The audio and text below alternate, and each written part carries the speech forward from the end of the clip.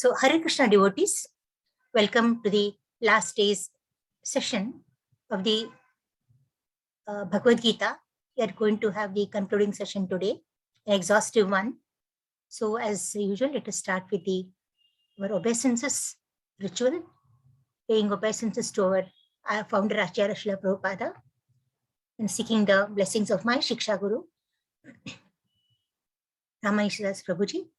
And before all that, seeking the grace of Shri Shri Radha Govinda of the temple, the Radha Govinda temple at Mangaluru, Nanturu, ISKCON temple at Nanturu, Mangaluru.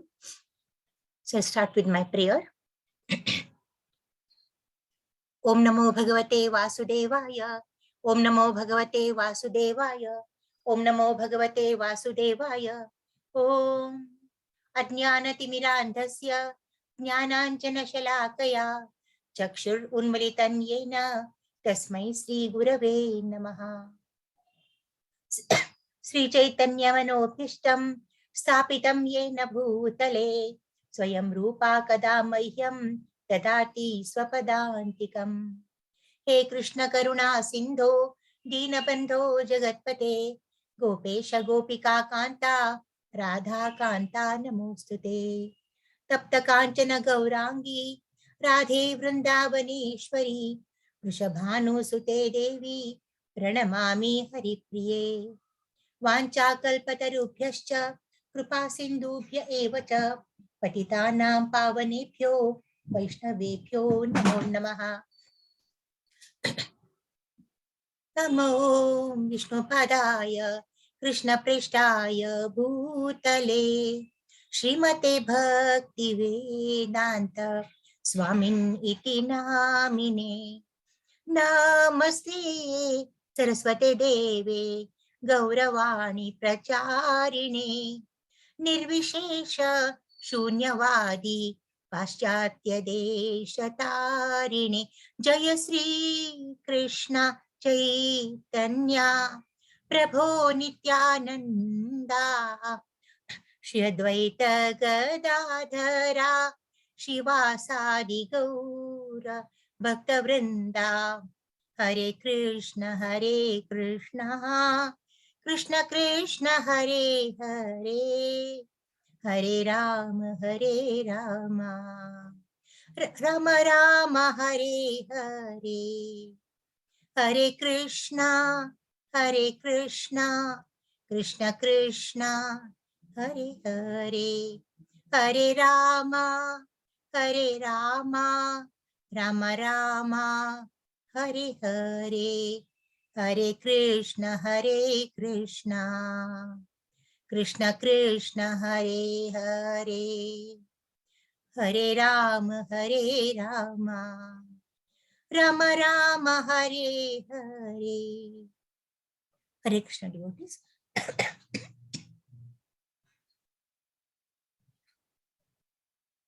Am I audible to all? Are you muted? Are all muted? Yes, Mataji, you are audible. Hare Krishna. But I thought you were all muted, because no one started with the greeting Hare Krishna. I was thinking that was... Hare Krishna Mataji. Sorry, Mataji. Krishna, we were muted. Yeah. Hare Krishna. Oh, you're muted. I'm so sorry. I'm so sorry for that. So that is our basic, ISKCON etiquette. We greet the devotees. You are also a devotee. I'm also a devotee. We have to greet each other. Okay. So we are. Hare Krishna Mataji. Hare Krishna, all of you. Yeah. Now it's Hare nice. Krishna Mataji. Yeah. Thank you. The quorum gets its charm when you begin with the etiquettes. It very very charmful. And we are in the last phase of our Gita, Bhagavad Gita, Srimad Bhagavad Gita.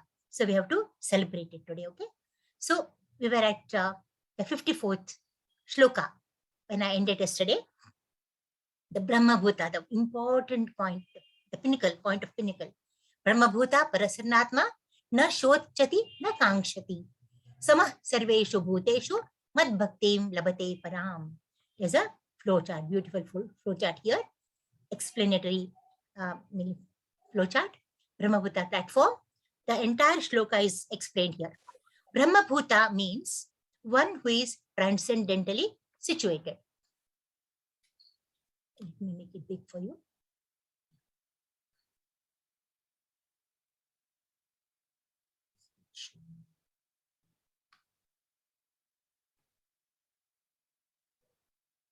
Can you see the screen?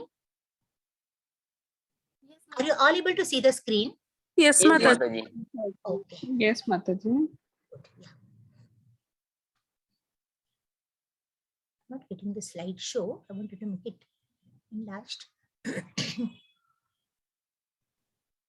Can you see the slides also? The slides are clear? Yes, Mataji, it's clear. I'll be Madam, reading out. Yes, Mataji, Mataji. if you can make it full slide, it would be better. Yeah. I was wondering, but I don't know why today I'm not getting that option of making the slide bigger. If you go at the top now, you will find there is slideshow and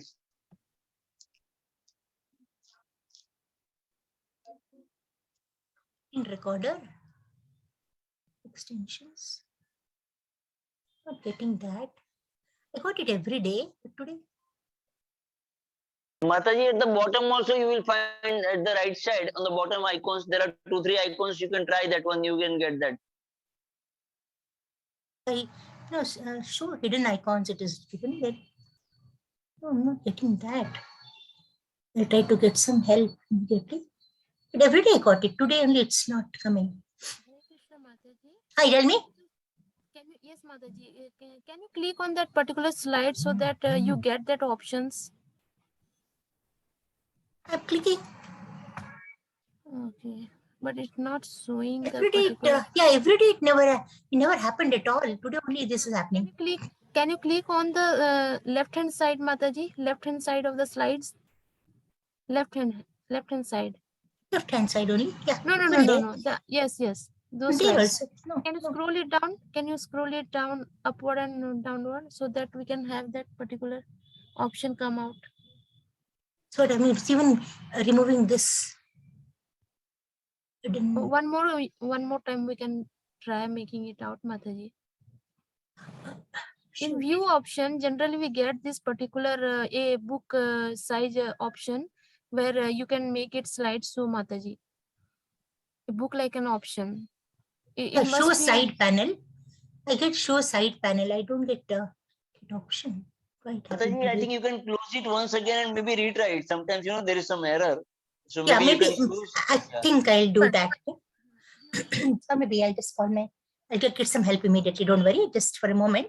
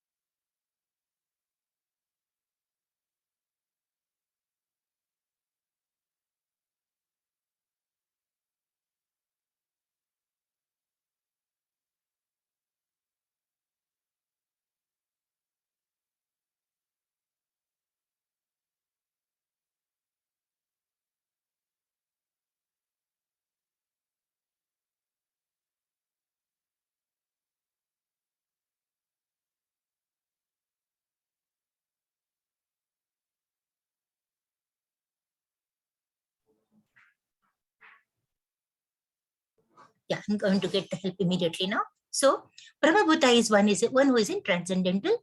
It's a transcendentally situated.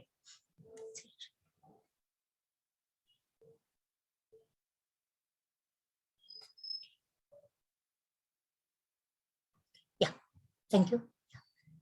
Yeah, is it clear now? Can you see this shloka? Yes, Mataji. Very good, very good. Yeah. So let's go to the. No, I'm sorry. I went to the 55th shloka. Yeah. Yes, this. So this is the one. Okay. So Brahma Bhuta. Here we saw that. Yeah, here we see it. Brahma Bhuta means one who is transcendentally situated. Okay, that's the meaning of the shloka. Then Prasannatma, always joyful. This we have done yesterday. Then na shochati, na kangshati. Never laments nor desires.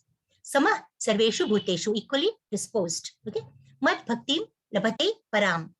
Then one attains pure devotional service unto me. So we had just talked about that. We'll go to the Lord Krishna. We are again going to this 55th shloka.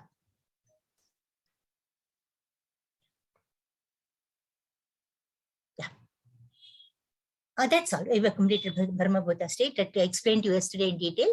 How he is joyful, he is not attached, he has no desires, he never laments. So he's in the blissful stage, absolutely. And once we also, if we are able to attain that stage, we'll be able to transcend and enter into the realm of the Lord. Okay. Now, 55th shloka, who will read this? Bhaktyamam avijanati. Yeah. Hare Krishna Mataji, can I read? Yeah, please. Bhaktya mam abhijanati yavan yaschasmi tattvataha tato mam tattvato jnatva vishate tadanantaram. One can understand the Supreme Personality as he is only by devotional service. And when one is in full consciousness of me by such devotion, he can enter into the kingdom of God. Hare Krishna Mataji. Yeah. Very simple. What this was explained in the Brahmabhuta slide. So one who can understand the Lord only by devotional service, not by reading, not by speculation, not by anything else. Okay. And is in full Krishna consciousness. Okay.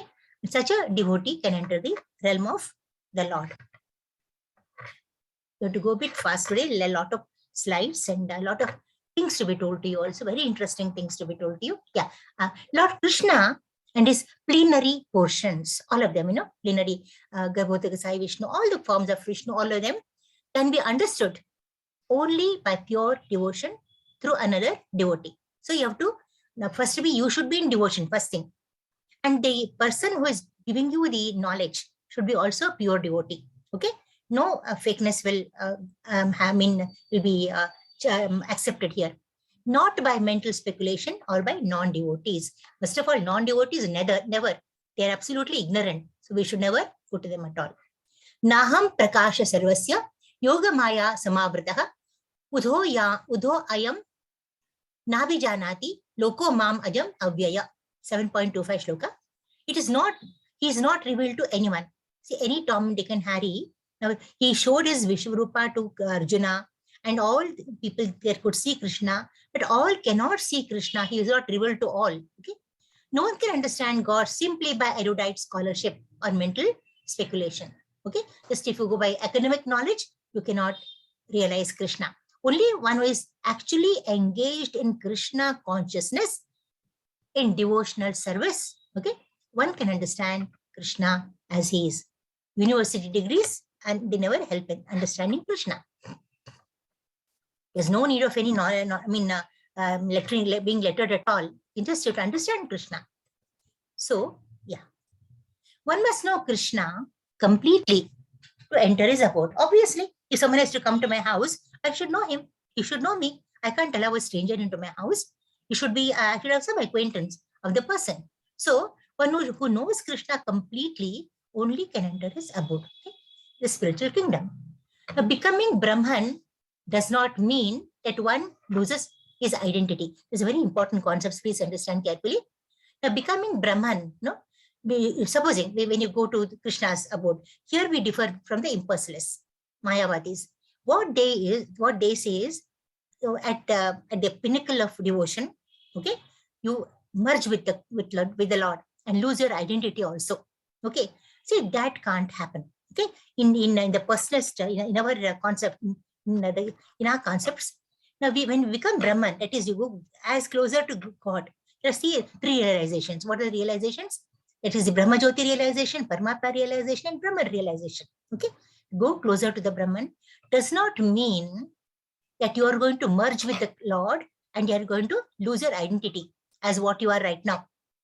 Each one of us will never, have never, shall never, okay, lose our identity. We'll be as we are. We will never, we'll be just though we mix in the whole crowd, we are still an identity. The Lord devotee and devotional service is there in his realm even after liberation. So after liberation, don't think that you're going to get completely, there's no work at all. You can aram sit on the armchair and no, it's not like that. Actually, it's beginning. They say no, PhD is not the end of research. It's the beginning of research. You're given a certificate to begin research from there. The same way, now this Brahmavata stage, whatever it is, Ayoga stage, those stages, they're only beginning of devotional service. So there, the Lord is there, definitely. Devotee, we are there, definitely. And devotional service is there. There's a lot of work to do, devotional service to do work in the spiritual of, the realm of the Lord. Okay. Liberation means what? Is getting free from the concept of material life. You're out of the material concept of life. Okay. No longer entangled to material nature. You are spiritual. In spiritual life also, the same distinction, individuality exists. Lord is Lord, we are we. We are this Dvaita philosophy. Lord and we can never be one. Lord is Lord, we are we. But in pure consciousness, actually, it should be in pure consciousness. Vishate does not mean merging with the Lord. In the shloka, we get the word called Vishate. Now that Vishate does not mean merging with the Lord. So here we have, it's a earlier shloka. See, Vishate tat antaram. So Vishate does not mean actually merging with the Lord. Okay. The monist belief, that is the impersonalist belief, that one becomes homogeneous with the impersonal Brahman. You actually mix completely, like, sugar in water. See, when sugar is added to water, you cannot identify the two of them. You can't separate. You can separate by, there are technical methods, scientific methods, you can do it. But as it is, you cannot make out sugar and water. Okay, even salt and water. See, they believe in that. Vishate means that one can enter into the abode of the Lord. You can get the qualification or eligibility to enter into the Lord's realm. The Vedanta Sutra 4.1.12 confirms this. Aprayanat tatrapihi prishtam. After liberation, the process of devotional service continues. It actually begins, I would say. Begins and continues. It's not the end, definitely not the end at all. Okay? Real devotional liberation is a reinstatement of the living entity in his own constitutional position. Okay. Now, what is our constitutional position? Even midnight, you should be able to say that. Can anyone give the answer? What's our position? We are the eternal servitors of Lord. Excellent. Very good. Very happy. I'm really very satisfied. He is the proprietor. We are the servitors. Okay. That is that eternally. After liberation, this service never stops. Is never stopped. It continues. He is the master. We are the servants. Actual liberation is getting free from the misconceptions of life. There are so many misconceptions of life. You have not understood life really. We think that it is just eating, sleeping, and then enjoying. That's all. That is not life. You have not understood life. Okay, so there are misconceptions. So liberation means getting free from the misconceptions of life. Yeah. Now this one, X55. There's a flow chart here. Explained, of course, properly, but then you can just go through it. This is Brahma, Krishna. This is discussion in the purport. I think there's no need to go. We have actually done all this. Yeah, we can skip. I this. told you so. I cautioned you. Actually, I think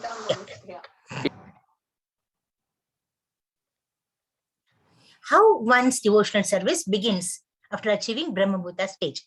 Okay, by hearing from the Lord. What is the effect of hearing? Shravanam is very important. Okay, Brahmabhuta stage develops. First of all, you have to listen a lot. Now, actually, material contamination decreases. We are out of the material conflict. Okay, then one can understand the Supreme Lord. Now, what is the eligibility to enter Lord's abode? Who is conversant with the science of Krishna, should know Krishna, who he is. Now, what is the eligibility to understand the absolute truth? Krishna and his plenary portions can be understood not by mental speculation, but not by non-devotees, only by devotion, pure devotion, not erudite scholarship. Okay, all those things won't help. Only way to know Krishna is through pure devotional service under the guidance of a pure devotee or a spiritual master, whoever. But without devotional service, you cannot see the hidden truth. Now, starting from 56 to 60, now this is working in pure devotion. How do you work in pure devotional service? one on the platform of devotion should work under the order of the Lord. See, that's one thing. Devotion is one thing. He is a master, you are the servant. What does a servant do in the house? He just obeys the orders of the master. That's all, nothing much. Only that. The moment he doesn't obey, he's out of our house. You say, please, you can leave. Okay? Fully depending on him and being fully conscious of him. Always you have to depend, you have to see, you should be helpless. The way you should beg to Krishna is, when you pray to God, don't stand it straight and then, with arrogance, pray to God or say, I want this, I want that. Be very submissive. Okay, you have to bend down, bow down. Okay, and then you have to ask what you want. Okay, you should be conscious of his presence. One will thus be free from the control of the modes of nature. Only then you can be. Humility is very important. Okay, you should make him feel that you are dependent on him. Even the servant should not talk arrogantly with the master. The servant should make the master feel that he is indispensable. The servant was the master. Then master's attitude will also change. He will also become quite nice. He will not become, sort of the bossy type of the masters. Okay, so all depends on how you behave. Much depends on, actually we are the cause for our the response from others. Now take the next shloka. Sarva Karmani. Little faster today. Otherwise, I'll take the shloka because lots of things to be done. Yeah. Yeah, quickly. Yeah. Sarva Karmanapi sada kurvano mad vyapashrayah mad prasadad avapnoti shashvatam padam avyayam. Though engaged in all kinds of activities, my devotee is doing so many activities. Okay, my devotee under my protection reaches the eternal and imperishable abode by my grace. So he may be doing anything, doesn't matter. But if he comes under me, he's my devotee, then I will give him all protection and I will take him into the Lord of the Krishna Loka, the Vishnu Loka. Mat Vyapashrayaha means under the protection of the Supreme Lord. Directions of the Lord or the spiritual master. Well, who is spiritual master? A representative of the Lord. Okay, he's as good as the Lord himself. Okay, now direction. If you follow the directions, we will be rid of our material contamination. We'll be coming out of it. A pure devotee is engaged day and 24/7. Is engaged in. Is acting under the direction of the Supreme. Always, whatever master says, he obeys. The Lord is very merciful to such a devotee. Obviously, when the servant is very obedient, master will like him very much. He'll be very merciful. He'll give him extra money. He will give him leave. He'll sanction him so many things. Okay, is it not? He'll give him goodies, all that. He places him ultimately in Krishna. That here the goodie that we're going to get from Krishna is he'll place us in Krishna Loka. What more? Okay. Now this transcendental abode is how is this? How it is describing here? It is unchangeable. No changes there. What are changes we talk? What are the changes we talk about? Sudha Mataji, can you tell me? What are the changes? 4 changes in material life. Birth, death, disease, old age. Is it not? They are not there. Am I not audible? Or are you muted?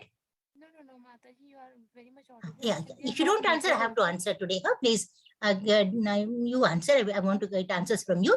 Eternal, always there. It never vanishes at all. Imperishable, nothing gets destroyed there. Full of knowledge and bliss. There's a lot of bliss there.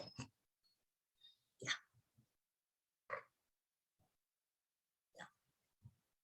This is the one.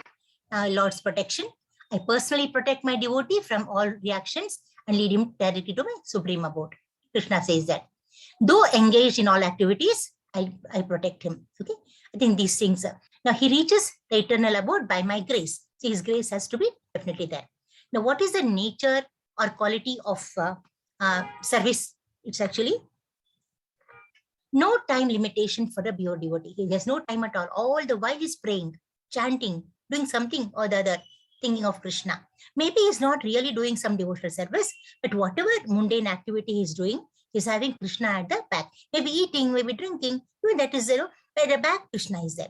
So always 24 hours is engaged in the service of the Lord. Nature of abode is unchangeable. We got all the features. Significance of, and even that I have told you, means protection of the Lord. How this is a flow chart only for you all. See that you can see people in chanting here under the tree in devotion. All these, this is Krishna and Narada Mridangam, they are saying Hare Krishna Mahamantra. They're worshipping here. All are devotional services. Okay. Now 18.57. Quickly, we'll take it. Yes, Mahalakshmi Meenakshi Mataji. Mataji. Chetasah, please take, please take. Don't ask me at all, just take it. चेतसा सर्वकर्माणि मय संन्यास मत्परः Buddhi Yogam. बुद्धियोगम् उपसृत्य मच्चिन्तः सततं भव. Srityaha Satadam Bhava. All Correct. activities just depend upon me and work under my protection. In such devotional service, be fully conscious of me. That's all. He says that's what he keeps on saying, depend on me, you have to depend on him. See, if the master comes to know the servant is not dependent on him, he doesn't need his money and all that, then obviously protection he will not give. On the first of every month, okay, second of every month, he doesn't go and say, I want my salary, or actually he should give automatically. But if you don't make him feel you need that money, then the master will take it easy. So we should show him that we are dependent on him, conscious of him. Okay? Very important. Now, Krishna, in Krishna consciousness, one acts just like a servant, nothing but a servant. Okay, a servant has no individual independence. He can't do whatever he wants in the house. Only on the order of the master, he has to do whatever he does. He is unaffected by profit or loss. So whatever happens to the master is unaffected, is it not? He is depending on him. He doesn't take the reins in his hands and rule and take charge of the house. He just does his work. Following the dictums of Bhagavad Gita is acting under the personal direction of the Lord. Okay, just follow Bhagavad Gita. See, Krishna can't come to us today and advocate us. Preach us Bhagavad Gita. Okay, it happened 5,000 years ago to Arjuna from Krishna. Okay, and 12 crores years ago to Sun God. All that happened then. But we are not that fortunate now, right now, that Krishna should come to us and give us all that. What should we do? See, whatever has been written in Bhagavad Gita is all by Lord only. So just follow the dictums of Bhagavad Gita. You are under the personal guidance direction of the Lord. As that order of Krishna comes from to disciplic succession, that is very important. There's a disciplic succession. There's a protocol one has to follow. Okay, and how is that? From the Lord to the bona fide spiritual master and then to us. Okay, so spiritual master should be taken very seriously. Is very important for us. Matpara means one's goal in life. Matparaha means it is what is the goal in life? Acting in Krishna consciousness to satisfy the Lord. That's all of us should have only that in mind. Do whatever you want. Okay, do whatever you want. But whatever you do should satisfy Lord. Obviously, you will not do bad things. You will not abominable things. You will do good things only. He contemplates on nothing but Krishna. Always Krishna, Krishnamaya. So doing, his life becomes perfected in Krishna consciousness. It's not overnight change, it takes a long time, but for some people may be quicker. It depends on their karma, but they can become Krishna, perfect in Krishna consciousness. Offering results of something done improperly. You do something, you bribe something and you get some money and then do devotion service with that. It is not devotional service, it is actually wrong. It's actually condemned.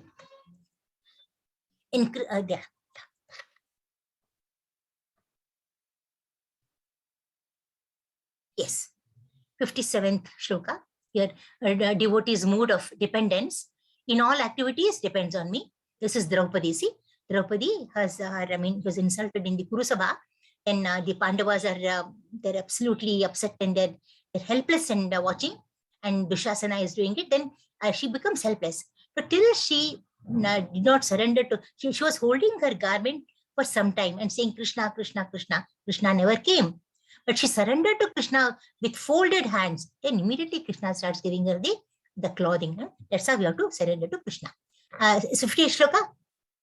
Machitta par sarva durgani par prasadat tarishyasi. Yeah. I'll be happy if you start taking a little quickly. As I finished the earlier one, please take on. Don't ask me. You can just take it off. Yeah. Machitta. Machitta sarva durgani matprasadattarishasi atha chetvam ahankaran nasroshasi vinakshasi. Yeah. If you become conscious of me, you will pass over all obstacles of conditional life by my grace. If however you do not work in such consciousness but act through false ego, not hearing me, you will be lost. Hare Krishna Yeah. Mataji. Thank you, Hare Krishna Mataji. Yeah. See, if you're in false ego, thinking you are the proprietor, God is nothing, God doesn't exist at all. Okay, you're not conscious of me, then I cannot help you with your obstacles in life. But if you're conscious of me, mat chitta sarva dugani. Okay, but prasada tarishyasi. So if you remember me, if you offer, think conscious of me, definitely I'll be atha Chetvam ahankaran. Ahankar should not be. Ahankar is false ego. If that is it, I can't help you. Shoshasi, vinangshasi. Okay, we'll go to the next one. Yeah, my reflection for this. Yeah. A fully Krishna conscious person is not over anxious about executing his daily duties. Obviously. So the routine we have every day, you're not anxious. If you're worshipper, you're not afraid, you're not anxious. Coolly you do things. You get up coolly, you pray to God, you light the lamp, and then you do all very coolly. No anxiety anywhere. Okay, you plan the things. Lord becomes his most intimate friend. See, people, so now what does it convey to us? Lord likes people who are very disciplined or very systematic. Okay, he becomes an intimate friend. Okay, takes care of his comforts, surrendering himself to the devotee. See, Lord surrenders to the devotee. Anything more than that? See, we have heard of devotees surrendering to the Lord, but here, if you become so obedient and become his intimate friend, Lord will come to you. Actually, this freedom from anxiety is a great boon for the devotee. And you see all around, there are so many types of people. Some are always anxious, always worried, on pins. They're actually on cinders. Okay. Now they are always having anxiety. But others are so cool. Whatever happens, profit, loss, happiness, sorrow, everything, that is cool, so they have no anxiety. So, and free from anxiety. In fact, that's a very big disease today of the Kali Yuga. Anxiety, neurosis. All are having anxiety problems. Stressfulness, depression, all that, So being free from that is a great boon of Lord. Why? See, if people say, I'm so scared of the work I'm doing. Why are you scared? Just do it. Leave the results to Lord. Good or bad doesn't matter. Lord will take it up. Don't worry about what your deadlines and your benchmarks, earlier benchmarks. You go on doing your duty. Perform your duty. Surrender the results to God. Finished. You are free from anxiety. For one who acts in Krishna consciousness, Lord becomes his most intimate friend. Okay? Yeah. No one. Yeah. Kindly, please mute your microphones when you're speaking. No one should be carried away by false ego. Very bad. Of the bodily concept of life. We are not the body, we are the soul. If you think you are the body, all problems are there for you. Okay, even the cold, the fever, your accidents, your pain, everything is there. If you think I'm the body, if you think I'm the soul, I'm not the body, then actually what happens there is interesting thing happens. The soul will comfort the body. Where you experience this, I'm telling you.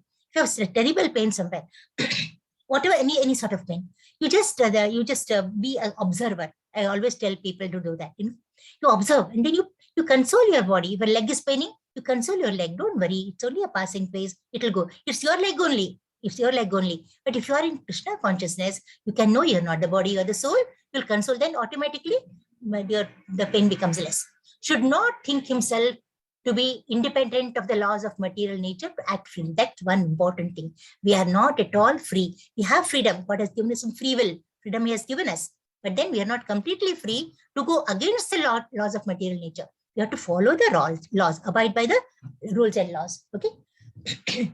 Not situating oneself in Krishna consciousness, one is bewildered in the material whirlpool. If you're not in Krishna consciousness, in this whirlpool, the whirlpool of the material life existence, you're actually confused, totally confused.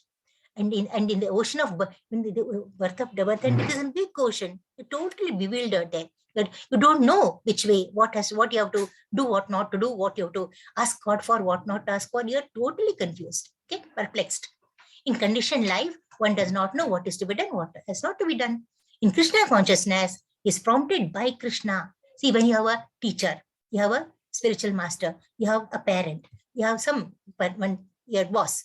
You're prompted by them to do. Prompted is told by them to do what is right. They ask you to do what is wrong. They ask you to avoid. So, from who does that job? From within and without. Two things. Who does from within? The super soul in the heart. He does from within, Krishna. And from outside, who does it? The bona fide spiritual master does it. Okay. Krishna can't come to us. We have to depend on the spiritual master. Here, Lord Krishna's mercy, we become conscious of me. That's the thing. Let's look at Bhishma Pitamaha. He's on the bed of arrows actually here. And the last moment, what happens? He wants to see Krishna. See, Krishna comes to him. Look. See, what more? You say, desires to see Krishna. Krishna is there in front of him. He wants Krishna in the four-handed form. Krishna comes in the four-handed form. So whatever he wants, he gets. Because he's a great devotee of the Lord. This is Veda Vyasa. Okay. Now, discussion in, now this is, I think this we have done. We can pass on. It's fun. And this is all about the living entities. That's all. We have done all this. I'll just skip. I've explained this to you. I'll just don't know what I've.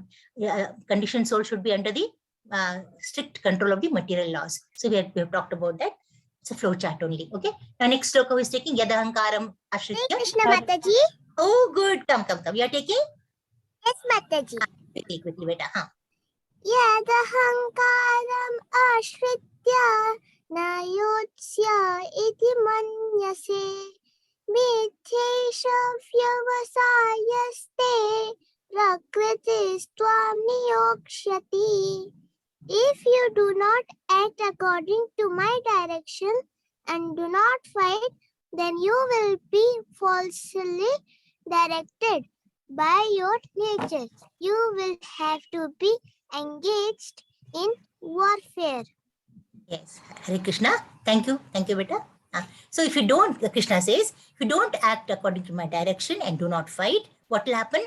Now you'll be falsely guided by your own nature. That's your whatever nature is. Okay, and you have to be engaged in warfare. That is actually nature also says be engaged in warfare only. So anyway, you have to be engaged in warfare. So he wants him to fight. As a Kshatriya, Arjuna's duty was to fight.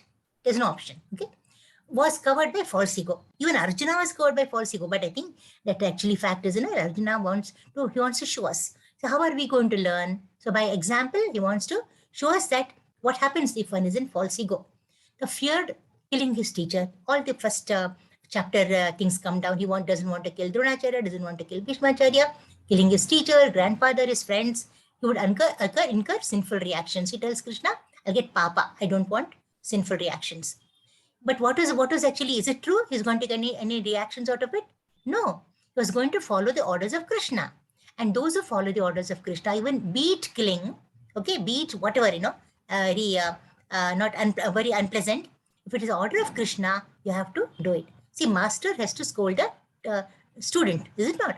It's not a very pleasant thing to scold a student. It's a very nice thing to pat the student when he performs well. But it is actually feel very bad when you are scolding a student. But that is his duty. If he has to, that is again to help the child to kindly mute when your microphone is on. My request, please. So it is his duty. He does it. But then that is for the good of the student. He was falsely considering himself master of his actions. So what was Arjuna thinking? Like all of us, he was thinking, I am the master. See, I am fighting, I am killing. No, he was not the killer. He was not at all doing. It was all under the directions of the Supreme Lord. He seemed to have forgotten that the one person instructing him to fight was the Supreme Lord. He was forgetting that. His behavior was exactly like that of a conditioned soul, like one of us. Okay, the Lord knows what is good and what is bad. Okay, one has to simply act in Krishna consciousness and attain the perfection of life. Be surrendered to Krishna in devotion, in Krishna consciousness. That is the perfection of life. That's all the entire Bhagavad Gita tells us. No one knows about one's destiny as does the Supreme Lord. See, Lord knows our destiny. He knows my past, my future, my present, and my future. Several generations later, if I have a lot of births, and my past, several generations behind, he knows all that. But I don't know. Okay, we don't know our destiny. Yeah. This is the 59th shloka. I think again, just a flow chart only. The three modes of material nature. They're actually, they are governing Arjuna. Now, like us, we are a conditioned soul. Even here, in the other pictures, my human beings were shown here. It is Arjuna actually being controlled by the modes of material nature. Now, here Krishna tells Arjuna that you have to, don't be under false illusion that you are the master, you are the proprietor. No, you have to act under my directions. That is your duty. Okay? Now, unhesitatingly execute the order of the Supreme Personality of Godhead and that will keep one safe under all circumstances. And the example which is given here is, Arjuna is a Kshatriya, has a natural duty to fight. So he has to fight only. So why refuse? Why refusal to fight was under false ego? Because you're fearing that by killing his relatives, he would incur sinful reactions. Okay, he had forgotten that he was also, he was actually behaving like a conditioned soul. Coming to the 60th shloka. Yeah, quickly, who's taking? न स्वभावजेन कौन्तेय निबद्धा स्वेन कर्मणा कर्तुं नेच्छसि यन्मोहात् करिष्यसि अवसो अपि तत्. Under illusion, you are now declining to act according to my direction. But compelled by the work born of your own nature, you will act all the same, O son of Kunti. Hare Krishna. Hare Krishna Mataji. Exactly. He says, now you're under illusion, false Maya. You're actually under illusion. That's why you're declining to fight, because you're thinking of killing your teachers, your grandfathers, your relatives, and so on. But what is your nature? You're a Kshatriya. So by your mode of nature also, you are bound to fight. So anyway, you're going to fight. See, why don't you do it under my direction? You'll get actually all my protection. That's what Krishna says. And all the reactions of your action, results of your action, I'm going to take it up. Okay? So that's it. So under illusion, he says, Krishna tells him, they're actually not ready to fight, but the result is anyone who voluntarily engages himself under the direction of the Supreme Lord becomes glorious. Okay? And look at the mercy of the Lord. Lord is great. He does everything and gives the credit to us. The ultimate, the final touch, he wants us to give, but give all the credit to us. That's actually the mercy of the Lord. Okay? Now coming to 61 to 63 shlokas. This is now, there are three things I told you here. There is confidential knowledge, more confidential knowledge, and most confidential knowledge. That was confidential knowledge till now. Okay. Now, more confidential knowledge is, what is a confidential knowledge? You have to act according to the direction of the Lord. Okay. And don't be under the false ego and shun your prescribed duty. Now, more confidential knowledge than the knowledge that one is the spirit soul is knowledge that one should surrender to the super soul. One should surrender. Surrender is very important. These two birds I keep on talking about to you, I tell you, a big bird and a small bird. This is the super soul. This is a soul. That there are two birds. The small bird is eating the fruit, and the big bird is watching the soul eating the fruit, observing or monitoring all the actions of the soul. Now, please take the 61 shloka. Ishvara Sarvabhutanam. Very famous shloka. Okay. Yes, Mataji. ईश्वरः सर्वभूतानां हृदयेऽर्जुन तिष्ठति ब्रह्मायं सर्वभूतानि यन्त्ररुद्धानि मायया. The Supreme Lord is situated in everyone's heart, O Arjuna, and is directing the wandering of all living entities who are seated as on a machine made of the material energy. Hare Krishna Mataji. Hare Krishna Mataji. Yeah. So, Brahmayan Sarvabhutani Yantrarudhani Mayaya. So here, yeah, this is heart. In the heart, both these birds are there. Both the souls. Super soul and the soul are there. So he's situated in everyone's heart and directing all of us. When he says within means from our heart. Lord is sitting in the heart and directing us. Okay. So he's all the wandering entities, he's been doing it. So we are just like in a machine. We are just being operated. We are like, the driver in the car. The car and the driver operates the car. We are only the outer machine. If the driver is not there, we can't be driven at all.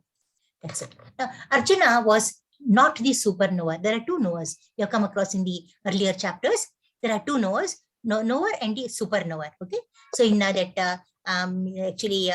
Kshetrajna. See, Kshetrajna means the knower of the body.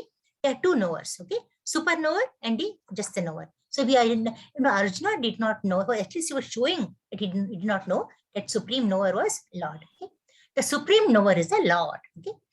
His confusion whether to fight or not was confined to his limited discretion. He didn't know, he was not enlightened. All his doors of enlightenment, knowledge were not opened, That's why he was behaving in a limited discretion. Okay? So he was just confused. Should I fight? Should I not fight? That was there. Krishna exists as super soul, sits locally in the heart of every living being. We know that.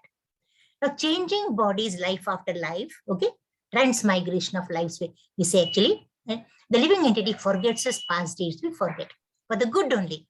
Supposing we were to remember all our past, definitely not pleasant at all. All of us, and all is not pleasant, would have gone mad actually by now. But Lord's everything is pleasant. Lord does only good things. So he remembers all his past. He remembers everything eternally. But we forget. Okay. Super soul is a super knower of the past, present, and future. He knows everything about each one of us here on the earth. But the ant, but the small worm, everyone, it's past, it's future, it's present. Everything Lord knows. It's no computer can know so much. Can't have so much of information. Actually, super soul is the super knower. He remains as a witness of all the activities of the living entities. A witness. He observes what you're doing. When you're going wrong, he corrects us. He helps us. Okay. Gives the living entity what it deserves. So whatever we deserve, he gives us. Okay. And for one is desires. See, we desire and should deserve it. Just desiring is not enough. Deserving is not enough. You have to desire and deserve. Okay. So here it gets what it deserves and is carried by the material body. So whatever the living entity is, that means the soul. Okay. It gets what it deserves, and the soul is carried to another body. After death, it is carried to another body. The material body was created by the material energy. See, another body, if I have to leave my soul, there should be a body ready for me. Is it not? Who creates that?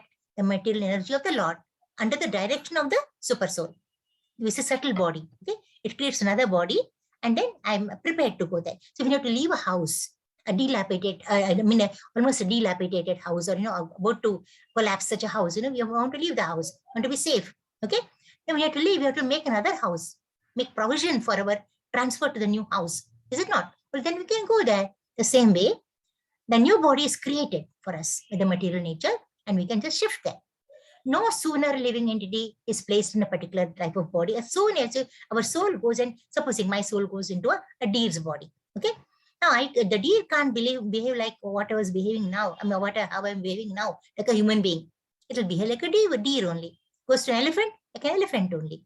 So a dog only. So no sooner living entity is placed in a particular type of body, it starts working up to the requirements of the new body. Whatever the body requires, it will start working accordingly.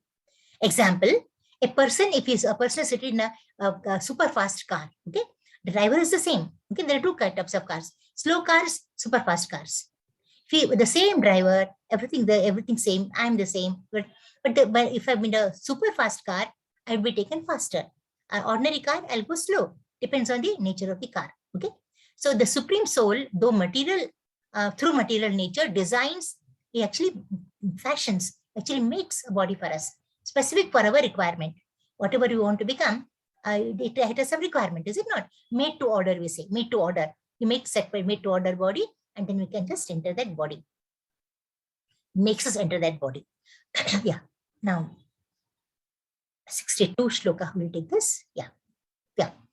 Tameva sharanam gacha. Yeah. Hare Krishna Mataji. Tameva sharanam gacha sarva bhavena bharata tat prasadat param santim sthanam prapsyasi saswatam. O sign of Bharata, surrender unto him utterly. By his grace you will attain transcendental peace and the supreme and eternal abode. Thank you, Prabhu. Thank you very much. Hare Krishna. He says, Arjuna, sign of Bharata, there is Arjuna. Surrender unto him utterly. Just surrender to Lord, okay? By his grace, you will attain transcendental peace and the supreme kingdom of the Lord, okay? This is actually Prataparudha, the king Prataparudha, actually Prataparudra of Orissa, actually. This is Jagannath temple. There's a Ratha Yatra every year in Jagannath temple. He was a king actually, but though he didn't have any sort of dignity of labor, he didn't feel anything bad about sweeping the path for the chariot to go. So he doesn't think, he's absolutely rid of false ego. He's a pure devotee. Okay, one has to be like that. A living entity is never independent. One thing you remember, none of us is really independent. We can never be independent. You may think, oh, I'm independent. I'm in my house, I move about, I go everywhere. Yes, but not in life. You can't be independent. You are all controlled by the Lord. From the puppets, you are a puppet. He's actually having the strings with him. He should therefore surrender unto Krishna, situated in everyone's heart. So best is to surrender. when you're not dependent, you're dependent, you're not independent, you're controlled by someone, best is to surrender. Okay. Actually, when the policeman or someone, they're beating, the criminal, the best is to surrender. If they don't surrender, they beat more. They just they start running, this get more beatings. Just surrender. So I'm sorry. Both hands up. Extremely sorry. Finished. You surrender, the number of beatings will be less. Such surrenderance will relieve him from all kinds of miseries. Okay, of his material existence. He'll be free from miseries. And obviously reach the supreme abode ultimately. 36th shloka. Iti te gnanam akyatam guhyataram maya bimrasya tat ashesena yatichhasi tatha kuru. Thus I have explained to you the most confidential of all knowledge. Deliver it on this fully and then do what you wish to do. Hare Krishna. Hare Krishna Mataji, thank you. Ultimately, what will the teacher do? Tell me. Will tell the student as much as possible. Ultimately, says do what you want. I've told you all that is best for you.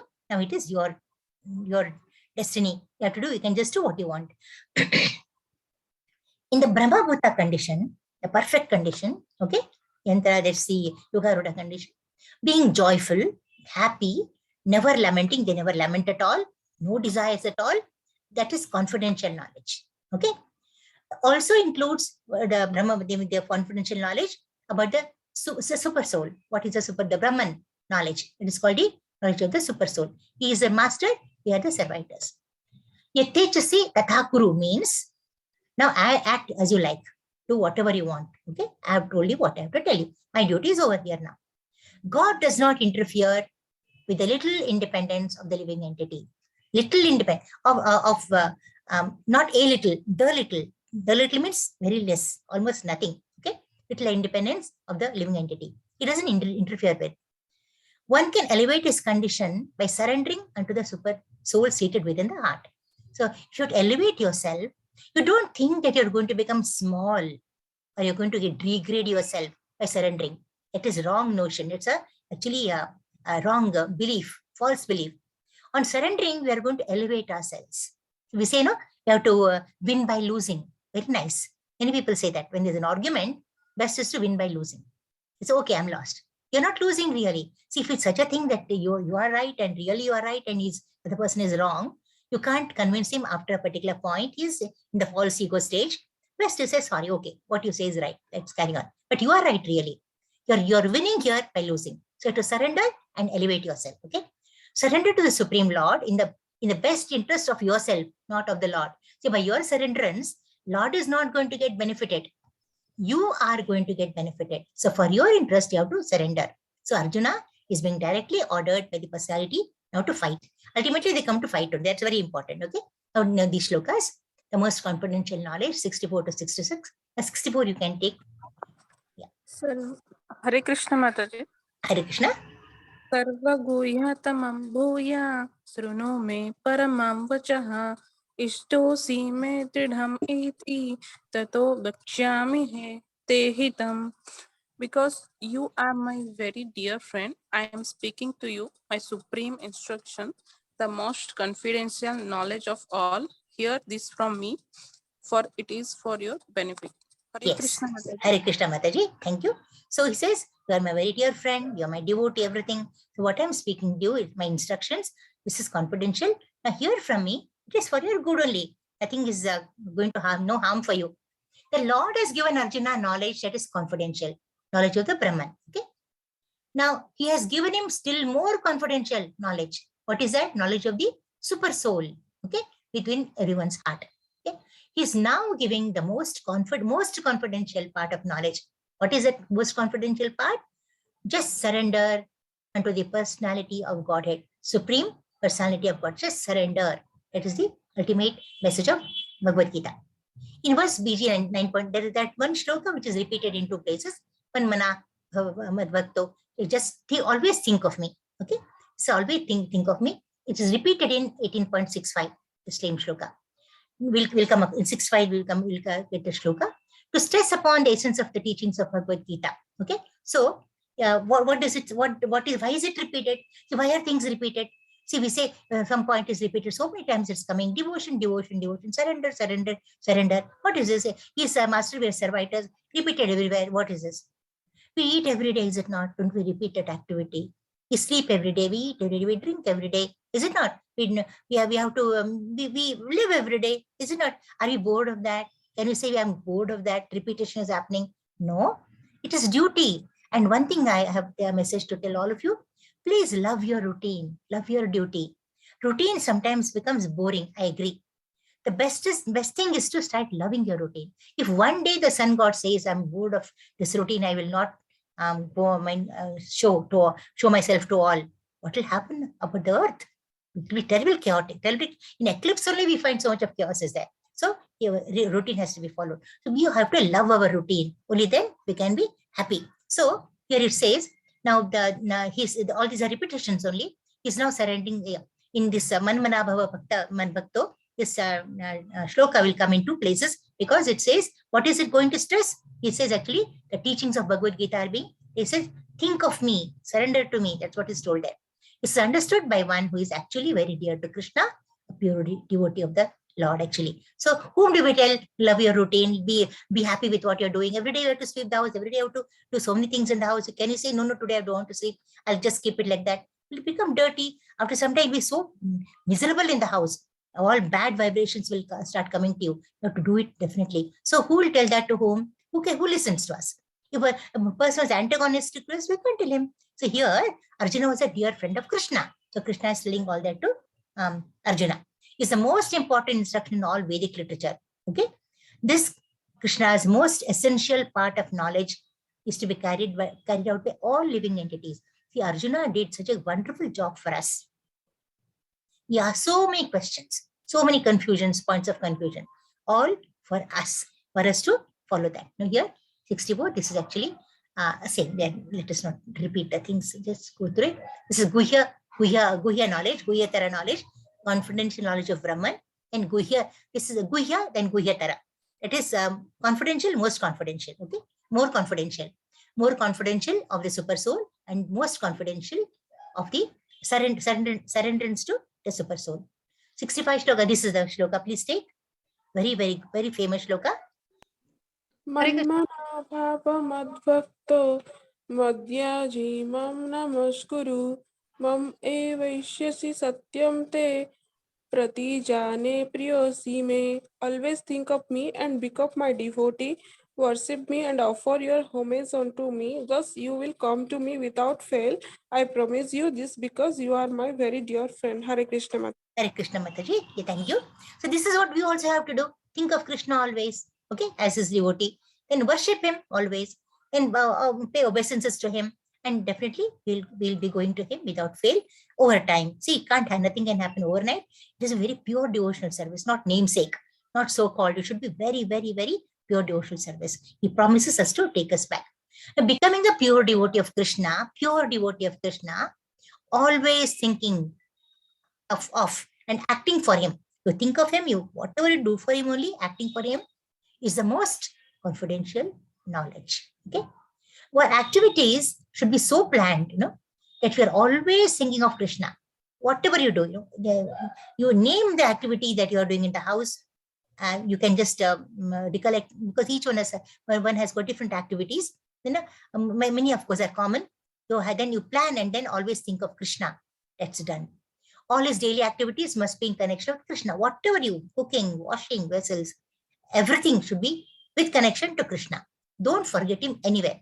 See, can you stop breathing for some time? Okay. No, I'm now eating. I want to stop breathing. I'm sweeping. I want to stop breathing. Or I'm doing some gardening. Let me stop breathing. You can't do that. Breathing, beating of the heart, and circulation of blood in the body, these are all natural phenomena. They always happen. You're sleeping, you're awake, whatever your X, Y, Z activity, you name it, these things are happening. Your Krishna consciousness should be like that. Think of Krishna should be like that. Air everywhere. Is there any place where there is no air except vacuum created by man? It's man created. Everywhere there is air. Everywhere there is God. Think of him always. That should be our attitude. Only then we will be situated in Krishna consciousness. All his Lord promises such a soul, he will promise, I'll take you back to Krishna Loka. Here he will, there what will happen in Krishna Loka, tell me? He'll be always engaged in doing services for the Lord, face to face. How beautiful. He'll be washing his feet. He'll be giving him the flute. Okay. He'll be fanning him. He'll give him food. He'll give him water to drink. How you'll decorate him. What else? Arjuna was spoken of this knowledge as his dear friend. Whom do we tell all confidential things in our life? Tell me. Our very good friend only. We will not call some Tom, Dick, and Harry from the road and say, come sit here, I'll tell you something confidential. He won't do that. We'll tell it to only our dear friend. So here, Arjuna was Krishna's dear friend. Others following this can aspire the same status as Arjuna. If you do the same thing, you will get the what is the status Arjuna got? The status of a friend. You also can become Lord's friends. It is emphasized that one should concentrate his mind on the beautiful bluish face of Krishna. Krishna means all attraction. He's so beautiful. Okay. Well, what else do we visualize Krishna as? Carrying a flute in his hand and the peacock feathers in his hair. Imagine, it's so beautiful to imagine only. You feel so blessed actually. One should not divert. Yeah. That is the original form of the Supreme Personality of Godhead. Now, one should not even divert his attention to other forms of, here there's a little bit of, I want to explain this to you, very important. You may say, we can worship Rama, Krishna, or Rama, or any other forms of Nrsimhadeva and all that, Narayana and all, Vishnu and all that. But see, when you're worshipping Krishna, do it exclusively to Krishna only. That's what is suggested here. Okay. Now, obviously, see, there are so many people you have to really cater to in your life, but each one has got his own position and status. So you cannot go to your boss and talk about your some other boss there and think they're actually on par. They're on par only. But when you go to a person X, you have to speak about X only and be surrendering to X only. You can't talk about Y in front of X. Though X and Y are equal, they're equal only. The same way, see, Krishna, Vishnu, Narayana, Rama, Varaha, Nrsimhadeva, all are same. Okay, but when you're worshipping Krishna, don't divert your attention from Krishna. Worship Krishna only. See, you can keep Nrsimhadeva's photo in front. Please do that. You say the Nrsimha Shloka only. You will not say Krishna Shloka there. Is it not? You say Krishna. But there's nothing wrong in saying Krishna Shloka there or Nrsimha in front of Krishna. They're all the same. But the most preferred is you start worship Krishna only in his original form. Okay? Don't divert your attention to other forms of Lord. This is what's said in Bhagavad Gita, not mine. But I'm saying the Lord has multi forms. You know that. Okay. But a devotee of Krishna should concentrate his mind on the form of that was actually seen by Arjuna. Arjuna saw Krishna. He did not see Nrsimhadeva, did not see Vishnu, did not see Narayana. So it is advised to actually think of that Krishna whom Arjuna saw. Okay. In Bhagavad Gita, the concentration of the mind on the form of Krishna constitutes the most confidential, that is the most confidential knowledge. And this is disclosed to Arjuna because, again, he is his dear friend. Yeah. Yes. 6th shloka. Sarvadharman Mahamakyam Saranam Braja. Aham Tvam Sarva Papabhyam Mokshamisami Masucha. Mokshayishyami ma suchaha. Abandon all varieties of religion and just surrender unto me. I shall deliver you from all sinful reaction. Do not fear. Hare Krishna. Hare Krishna. I'm sorry because I said you utter immediately you have done it, but excuse me if I'm the cause for the confusion of overlap of shlokas. Anyway, yeah. He says here, very interesting, very important shloka in the 18th chapter in the entire Bhagavad Gita. He says there are so many religious performances to do. Okay, sacrifices, penances, so many things. But he says there are procedures also. Okay, but you can forget once you are with me, you have confided your entire confidence in me. You have actually surrendered to me. There's no need to follow any other religion. I shall deliver you from all the reactions. Do not fear. Again, very interesting. A lot of reflection is there here. Yeah. The Lord has described various kinds of knowledge and processes of religion. Now we know what knowledge he has given us isn't based upon the modes of nature, is it not? The mode of goodness, mode of passion, mode of ignorance, how people behave. We know that, okay? Based on the intelligence levels. And the processes of religion. In the last chapter, we saw about the Shraddha. Depending on the modes of nature, how Shraddha varies, faiths vary, all that, no? knowledge that under that comes knowledge of the Supreme Brahman. That is one thing. Okay. Knowledge of the super soul. That's also there. Knowledge of the different types of orders and statuses of life. Is it not? The Brahmana, the Brahmana, then the Kshatriya, Vaishya, Shudra, and the Brahma, then this one, what's it? The sannyasi, and then the Grasta ashrama, and the Vanaspashrama, and the sannyasi, all these ashramas, we know that. Knowledge of the renounced order of life, sannyasi life. Knowledge of a non-attachment. All these are knowledges, okay? And non-attachment, sense control and mind control, meditation, etc. He has described various types of religions. There are so many religions. Lord tells Arjuna, you should give up all the processes that I have explained, that has been explained to him. Simply surrender to me. It says only there is enough. You just surrender to me, you'll be rid of all your,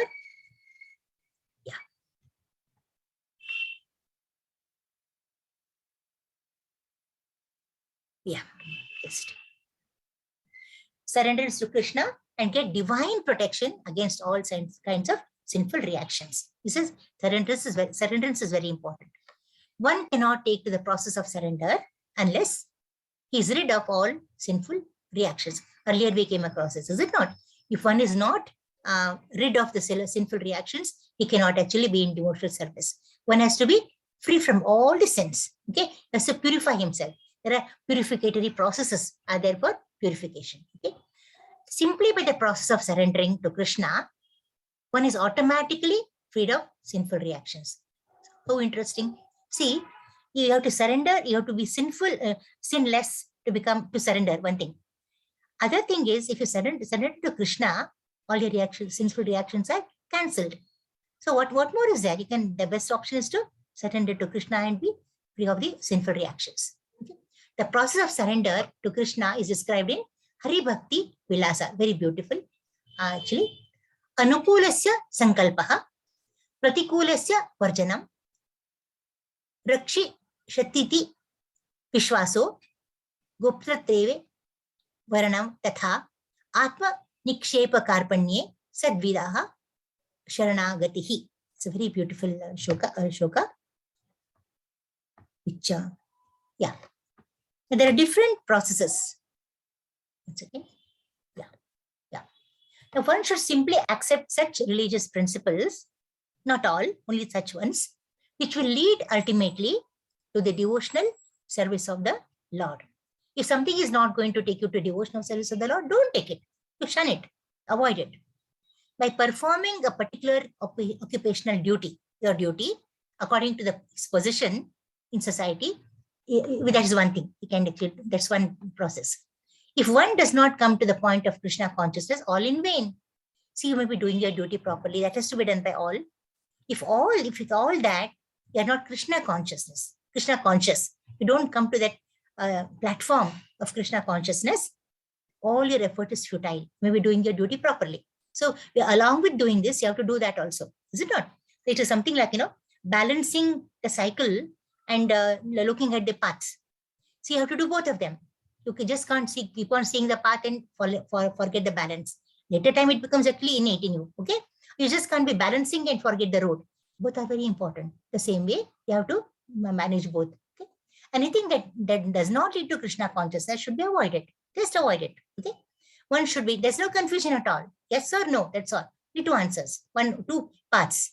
One should be confident that in all circumstances, Krishna will protect him. You should have that. You should repose your faith in Krishna, that he's going to protect me. Okay, I'll follow him. That's all. One way, when someone said, I believe, oh God, if you are there, do this if you can. If you are there is one doubt. If you can is another doubt. God will not come to protect you. One's effort should not be limited to keeping the body and soul together. What are we doing? Eating just to keep our body and soul. What is keeping body and soul together? Living, that's all. That's existence. For that, whatever you have to bathe, you have to eat, all that we do. But that is not, don't worry about that. God will take care of it. He'll definitely do it for you. You can do something more than that.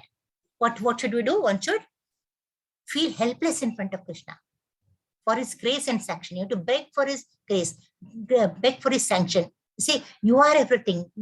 I'm completely surrendered to you. You have to, you are the Sankata Hara. We are going to vanish all my distresses. If you go, you just surrender that way, Krishna will be very happy. He'll sanction his mercy on you. Just say like this, God, if you are there, if you can, you say, go, I'm not there. Okay. He at once becomes freed from all contaminations of material nature. Okay. So,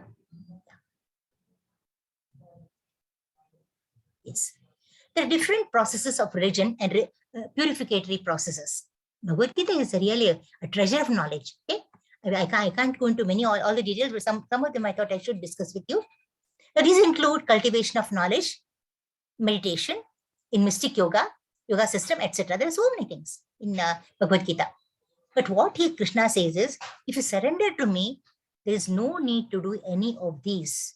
Okay, one who surrenders into Krishna does not have to execute these, exempted from all that. Okay, in Bhakti Yoga, we the ladder straight to Bhakti is if you go take to Bhakti Yoga, other Karma Yoga, Jnana Yoga are actually they're they're redundant. Simple surrenderance unto Krishna will save him from unnecessarily wasting time. Unnecessarily, you read about Krishna in a book, then you say you do some research on Krishna, then start doing devotional service. You're wasting time. So it's all proven.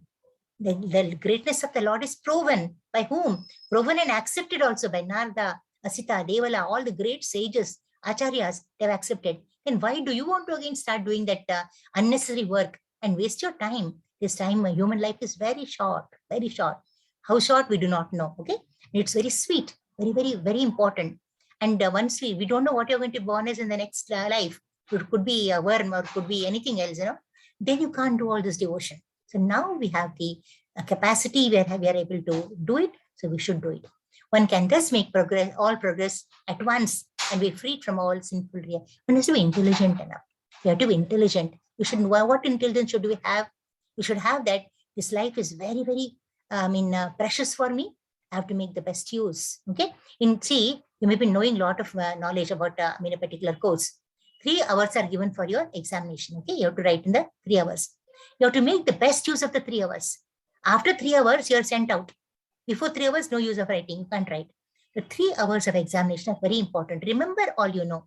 Complete the examination. Be successful. That's actually the message that we have to take. One should be attracted by the beautiful vision of Krishna. He's so beautiful. Krishna is all attractive. Krishna means all attractive. Attracted by the beautiful, all powerful, he has all opulences, all strength, all fame, all valor, all richness, all renunciation, everything he has got. Okay. So all knowledge. So attracted by that, all powerful, omnipotent, can do anything. Vision of Krishna is fortunate. One who is attracted by it. If you're not attracted, then your destiny. That means you have to still work hard. You've not really done your homework is not enough. There are 3 different kinds of transcendentalists. Who are they? Some are attached to the impersonal Brahman vision. Brahman is the impersonal Brahman is the Brahma Jyoti. Okay? Some to the super soul feature, that is the Paramatma feature, and some to the Brahman feature, okay? The Bhagavan feature. One attracted to the personal feature of the Supreme Lord, that is Bhagavan, as Krishna himself, is the most perfect transcendentalist.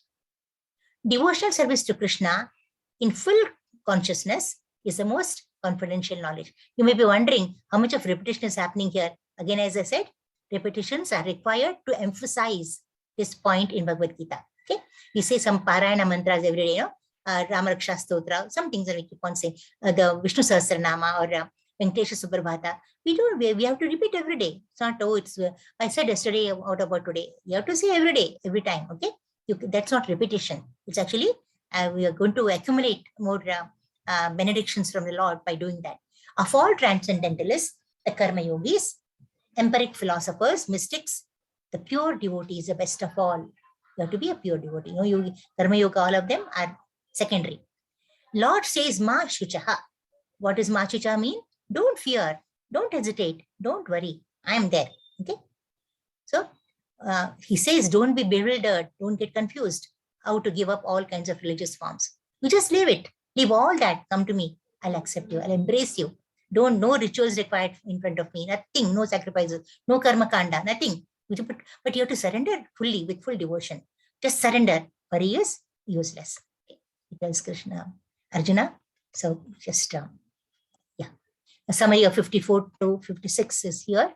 Now we'll just skip this confidential knowledge. and more confidential, most confidential. We have done it. I will go to this last 67 to 71, almost coming to the end. But still, there's enough to be told to you. Yeah, please take this 67 shloka. Mahalakshmi, Ananta, you take this. And I think you'll name the person. Hare Krishna Mataji. Yeah, please take it. Idam te nata paksha na bhaktaya kadachana Nata na Paskaya. bhaktaya Nata Paskaya. Yeah. na Nata just Paskaya. na tapaskaya. Idam te na tapaskaya na bhaktaya kadachana na cha susrusave bachyam na cha mam yo bhayashuyati. Abhya Suyati. Yeah. This confidence and knowledge may not be explained to those who are not austere or devoted or engaged in devotional service, not to one who is envious of me. Hare Krishna Mataji. Very important. See, we can't give this knowledge to all. Now we are going to come to whom we have to give, whom we have not to give. The people are not austere. No need to give this knowledge to them. Okay. The non-devotees, people envious of Krishna, because when you say Krishna so much, they say why Krishna is so much glorified and why he gets such a elated position. So they become envious of the Lord himself. So such people, you should not preach a devotional service. Okay? All persons should not be told this most confidential part of knowledge. Okay? You have to have your discretion. This includes people not austere, who don't believe in austerity, no penances, no sacrifices. No, don't tell them. People who have never attempted devotional service in Krishna consciousness, they never actually, even ABC of Krishna consciousness, they don't have.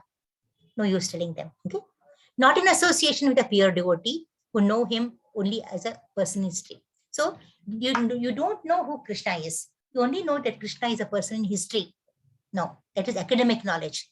You don't tell him. You should never tell him. One envious of the greatness of Krishna. Krishna was so great. He knows everything, past, future, and present. He was a lord of Dwarka. All know. If you are envious of that, if you are happy about it, good. If you are envious of that, you should not tell him. Sensuous people and non-devotees cannot understand Bhagavad Gita. See, all cannot understand. Please remember one thing now. All of you who are present here, you are fortunate. You are understanding Bhagavad Gita, but all are not disfortunate. Okay. Actually, the purpose of Bhagavad Gita is not understandable to those who are actually sensuous. Yeah. Even a devotee, even a devotee not involved in Krishna conscious activities cannot understand Krishna. Obviously, if you don't, so how can you? It's impossible, if you know the person. So are we attracted? There are so many other religions, they have their own gurus.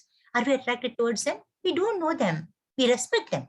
Definitely, I respect them. But I don't know them. How can I get devotion for them? It won't happen. So, if a devotee is not involved in Krishna consciousness, he can't understand Krishna. But you have to respect. That is very important. Respect all religions. All are equal.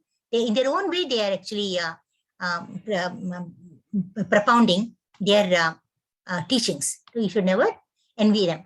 Krishna is envied because Bhagavad Gita says he is the supreme. So people are envious. Why is he called the supreme? Why are others not supreme? Questions. Well, these are argumentable, not debatable. You have to accept it. Nothing is above him or nothing is equal to him. Even that they can't accept. He says, no, we can't accept this. Nothing above him, nothing equal to him. And again, cause of envy. Faithless people cannot understand Bhagavad Gita, and obviously, faithlessness, no use. Without understanding Krishna from the authority of a pure devotee, one should not try to comment upon Bhagavad Gita. Okay, these are actually do's and don'ts here. If you don't know Krishna, if you really do not know, better to keep quiet. Silence is golden. Let us not do something, say something, and do erroneous things. Okay, that is follow the righteous path. Now, discussion of this has been done. I don't think we have to go into it. Why people different? Why do they envy Krishna? Because he is the supreme. Nothing. I think we can skip this. I've told you. Then go to the next one. Yeah. Now, please, Shloka. Yaidam paramam guhyam. Yaidam paramam guhyam madbhakte swabhidasyati bhaktim Mai param krutva mam evaisyati asamsayaha. For one who explains the supreme secret to the devotees, devotional service is guaranteed, and at the end he will come back to me. Hare Krishna. Hare Krishna. If you tell the devotees, definitely it is a good thing, auspicious thing. You will come back to me. There's one more shloka here only on the same slide. Yeah. Na achatasman manusheshu. Who will take this? Meenakshi Mataji, take this. Nachatasman. न च तस्मान् मनुष्येषु कश्चिन्मे प्रियकृत्मः भविता न च मे तस्मात् अन्यः प्रियतरो भुवि. There is no servant in this world more dear to me than he, nor will there ever be one more dear. Yeah. Hare Krishna Mataji. Obedient servant is most dear to the master, obviously, no? It's without doubt. The Bhagavad Gita should be explained to people who are ready to accept Krishna as a supreme Lord. That's very important. Okay, it's meant for devotees only, and not for philosophical speculators. No academicians are actually invited here. Okay, anyone presenting Bhagavad Gita as it is sincerely will advance in devotion and reach the pure devotional state of life.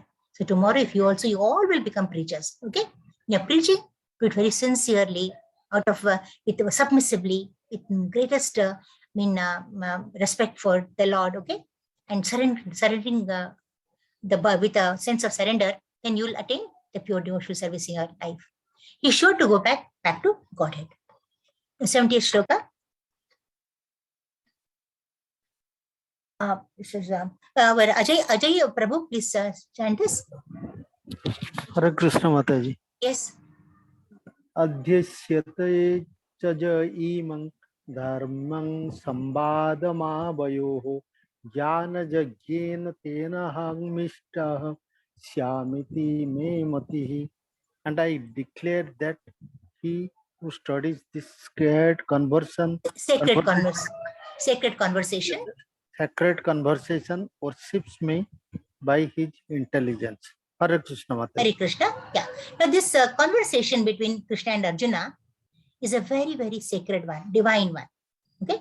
So one who studies, listens this is actually, he's actually very close to me. Okay? He's doing it with his intelligence. Now 71st shloka. This one, Yoganand Prabhu, please chant this. Is he there? Shraddhavan anasoyascha shunyat apiyo naraha sopi mukta subhal lokan prapnyot punya karmanam. And one who listens with faith and without envy becomes free from sinful reaction and attains to the planets where the pious dwell. Hare Krishna, yeah. So one who listens with faith, okay, and who tells and listens both of them without envy, no envy at all, is first and foremost is free of all the sinful reactions, and secondly he'll attain the eternal abode. Okay? Although not everyone is a devotee, they are not envious of Krishna. Okay? Some of them, they're not devotees, at least they're not against Krishna. But they have faith in him as a supreme personality of Godhead. If such persons hear from a bona fide by chance, it can happen by chance only. They happen to meet a spiritual master and they listen to him. They become rid of sinful reactions because they're not envious of Krishna. Okay? They don't know much about Krishna. At the same time, not envious too. Later, they reach the planetary system where all righteous persons situated. For them also, God has given them mercy. Is merciful to them because they're not envious. Okay, because they are, of course, they may not be knowing much about me, but still, because they show their interest in listening, Shravanam. Okay, they reach the higher planetary systems. Therefore, simply by hearing Bhagavad Gita, even that is very auspicious. So, a pure devotee of the Lord can give everyone a chance to become a devotee. Look at his mercy, how merciful he is. They can easily take to Krishna consciousness. Those are righteous in performing devotional service, okay, but not pure. Can actually, what happens to they are righteous but not pure, they can attain the planetary system of the whole star. Fourth is Dhruvaloka. Okay. That again there is Dhruvaloka is actually eternal. It's internal loka. They can go to the Dhruvaloka. Dhruva Maharaj is residing. Who was Dhruva Maharaj? A very great devotee of the Lord. And in his actually he asked for, I think that story you all know. He was Suruchi and Sunuti were the two wives of the king.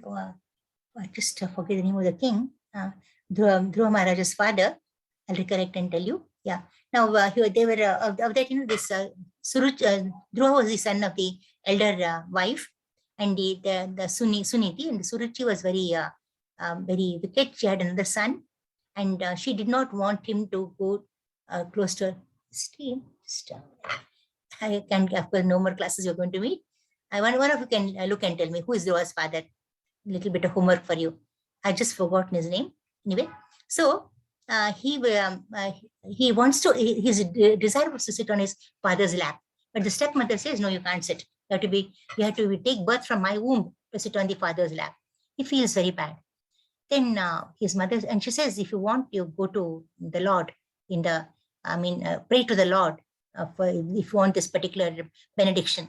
He asks his mother, she says the same. She says nothing more than the Lord. He goes to the Lord in the woods, he does penances. And his main ambition was he wanted to become a big king like his father and then rule the kingdom. That was his actually intention. He did not want any other benediction in the beginning.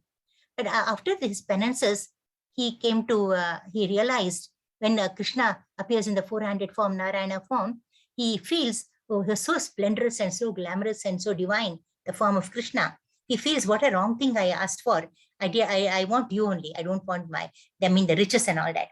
But Lord knows everything what Dhruva wanted. He said, no, you wanted actually kingdom to rule like your father. You wanted opulences. So you will get, I'll give you an eternal planet. I'm pleased with your bhakti, with your devotion, an eternal planet that will be named as the Dhruvaloka. It's called the pole star we see at the night, and it is like eternal from the eternal planets. Okay? No, still couldn't get his name anyway. Yeah. Yes. Uttanapada. King Uttanapada. Uttanapada. You was remembering, but Uttanapada, yeah, Uttanapada. Arjuna is fixed. Thank you very much, Sudha Mataji. Yeah. Now, we are coming to the last phase. Arjuna is firmly fixed. This is take the shloka. Yeah, we'll take this. Hare Krishna Mataji. Yeah.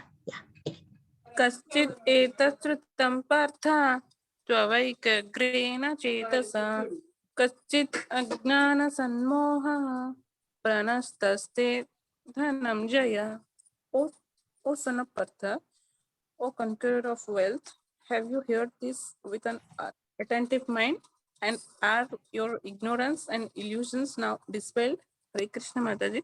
Coming to the end of it, he say now, Hare Krishna Mataji is asking him, after all this, now are illusions completely erased? Are they dispelled? Are they vanished? He asks Arjuna. And are you now prepared to, ultimately, are you prepared to fight now? That's his question. So to that, what Arjuna says, the Lord, what is the Lord saying?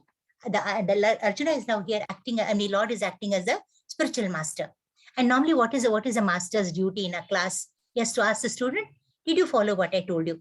Did you follow my lessons? Okay. And that's what he does here. He asks him if he has understood the whole of Bhagavad Gita properly. Whether his ignorance is dispelled. Okay? Now, are your doubts clear? Now, there are so many doubts of compassion, of sinfulness, so many things. Okay. Are they clear now? The spirit with which Krishna appeared as though he would not mind clarify his doubts again if needed. That's a real master. We've got a lesson of a real master here. A true master, he'll ask such a question to the disciple, to the student. And supposing the student says, no, I have not followed this particular point. Something is not clear. The master will not get angry. He will go back. He will address that particular issue. He'll explain it properly. If need be, he will redo the whole chapter for him. That is a real master. So here, Prabhupada says, the spirit with which Krishna appears as though he would not mind clarify his doubts. Any doubt you have, now clarify. But you have to fight. That's very important. If needed, he would repeat the whole knowledge for him. That's what he says. This is the concern and attitude of a sincere master or teacher. Bhagavad Gita is not an ordinary book. Definitely not. It's knowledge spoken by the Supreme Lord. Any person fortunate enough to hear these teachings is sure to be liberated.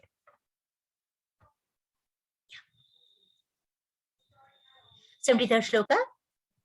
Arjuna uvacha nasto moha smritirlabdha tvat prasadan maya chuta sito asmi gata sandeha karishye vachanam tava. Arjuna said, my dear Krishna, O infallible one, my illusion is now gone. I have regained my memory by your mercy, and I am now firm and free from doubt, and I am prepared to act according to your instructions. Hare Krishna Mataji. Hare Krishna Mataji, thank you. Thus now Arjuna says, I'm completely clear of all the doubts, Krishna. I'm prepared to fight, prepared to listen to you. The living entity has to serve either two things. You either serve Maya or serve the Lord. Okay. If you are in pure devotion, you serve Lord. If you are in delusion, you serve Maya. Okay. So that is nothing else you can serve. If he serves the Lord, he is liberated. Very good. If he serves the Maya, illusory energy, he'll be in bondage. Simple. Choose what you want to do. You want to be in bondage? You serve Maya.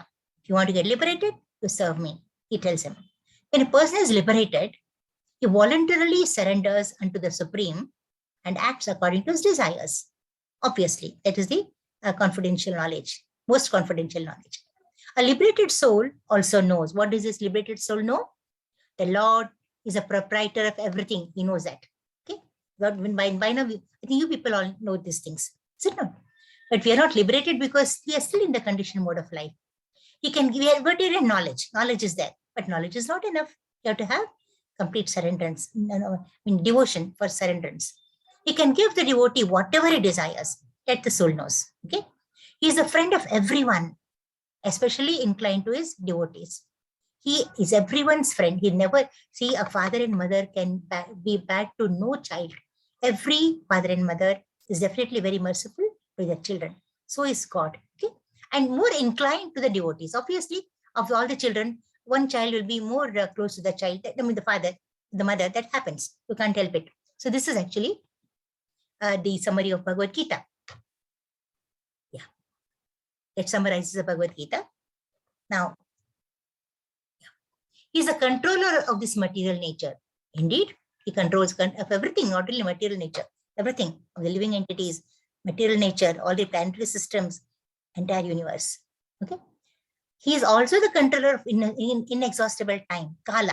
He controls Kala. In the beginning, we had in Bhagavad Gita 5 elements: Ishvara, Jiva, Prakriti, then Kala, and Karma, 5 things. Of all of these, Ishvara, Prakriti, then Jiva, and Kala are all, they're eternal. There's nothing like, they stop to exist. Even if we are not there, Kala will continue. Jiva is there. Ishvara is there. Prakriti is always there. So they're not, they won't vanish. Okay. But karma is not eternal. The karma can be changed. No need to say that, oh, this is my karma, I have to face, this is my fate. Fate can be changed through your, always you can get enlightened by knowledge, new knowledge from the spiritual masters and devotees, and you can elevate and get rid of the karma. That can be done. Okay. So, but he's a controller of that inexhaustible time. He's full of all opulences and all. He's omnipotent, all potencies.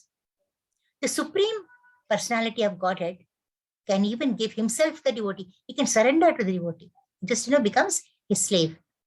If he's there was a story where Krishna comes as I forget the entire story. He comes as a vendor to reach the grocery to devotee's house for some worship that day, and the things had not come on time. But they were very, very devotional in their nature. So he comes himself to deliver the things. He gives himself to the devotees. But he wants devotion. That's very important. One who does not know him is under the spell of illusion. If you don't know Krishna, you are under Maya. He does not become a devotee. He can't become a devotee at all. But he's a servitor of Maya. He becomes the servitor of the Maya.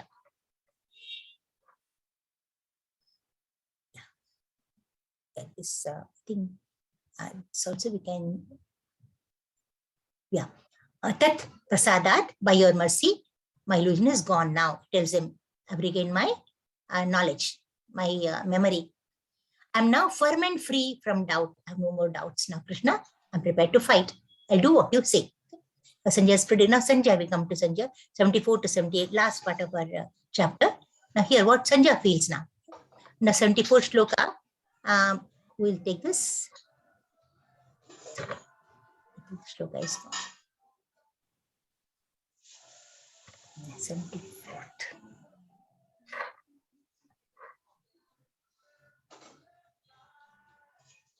Yeah, please take this shloka.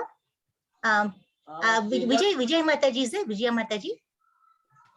Are you there? Or anyone can say, no problem. Yeah. Anyone? Sudha Mataji, take this. Sanjay Uvacha iti aham vasudevasya parthasya cha mahatmanah sambhagam imam ashrausham adbhutam ramaharshanam. Sanjay said, thus have I heard the conversation of two great souls, Krishna and Arjuna, and so wonderful is that message that my head is standing on end. Hare Krishna. Hare Krishna. So all this, what was happening on the battlefield, Sanjay was seeing and hearing through the divine vision given by Vedavyasa, his guru Vedavyasa, to him. So all that he was able to see. Okay. And he was so excited hearing the conversation between the two great souls, Krishna and Arjuna. Okay. And the wonderful message that he was getting from the entire conversation. So he was actually his goosebumps. His hair was standing on the ends. So now Sanjay Vacha. Now Sanjay speaks these words. Ityaham Vasudevasya Parthasya cha Mahatmanaha. Such great two souls. Their conversation I was hearing. Samvadam, conversation. Imam Ashrausham. Adbhutam Romaharshanam. Romaharshanam. Roma is my hair is standing on the ends. He's so excited. In the beginning, Dhritarashtra is only one shloka in the beginning. He inquires. Okay, what is the first one? Dharmakshetre Kurukshetre. What is that? Dharmakshetre Kurukshetre. What are the Kurus and my children and the sons of Pandu doing? Is it not? Dharmakshetre Kurukshetre Samveta Yutsavaha Mamaka Pandava Sheva Kim Akurvata Sanjaya. That is the first shloka. Okay. Kim Akurvata Sanjaya. What are they doing? Mamaka Pandava Sheva. My children and Pandu's children. What are they doing on the battlefield? Okay. That was a question. So what happened in the battlefield of Kurukshetra? Entire study was related to the heart of Sanjaya by the grace of spiritual master. I told you, divine vision. He was able to see and hear. The conversation was wonderful, obviously. Such a divine conversation between two great souls had never taken place and will never take again. It feels like that's such a great conversation. The Supreme was speaking about himself, his energies, and about the living entity. Arjuna, that was who is a living entity here? Arjuna. Okay. Arjuna was a great devotee and friend of the Lord. If we follow in the footsteps of Arjuna to understand Krishna, then our life will be absolutely successful. Realizing this, Sanjaya related the conversation to Dhritarashtra. 75th shloka, please take. Vyasa prasadat Shrutavan etad guhyamaham param yogam yogeshwarat krishnat sakshat katayatah swayam.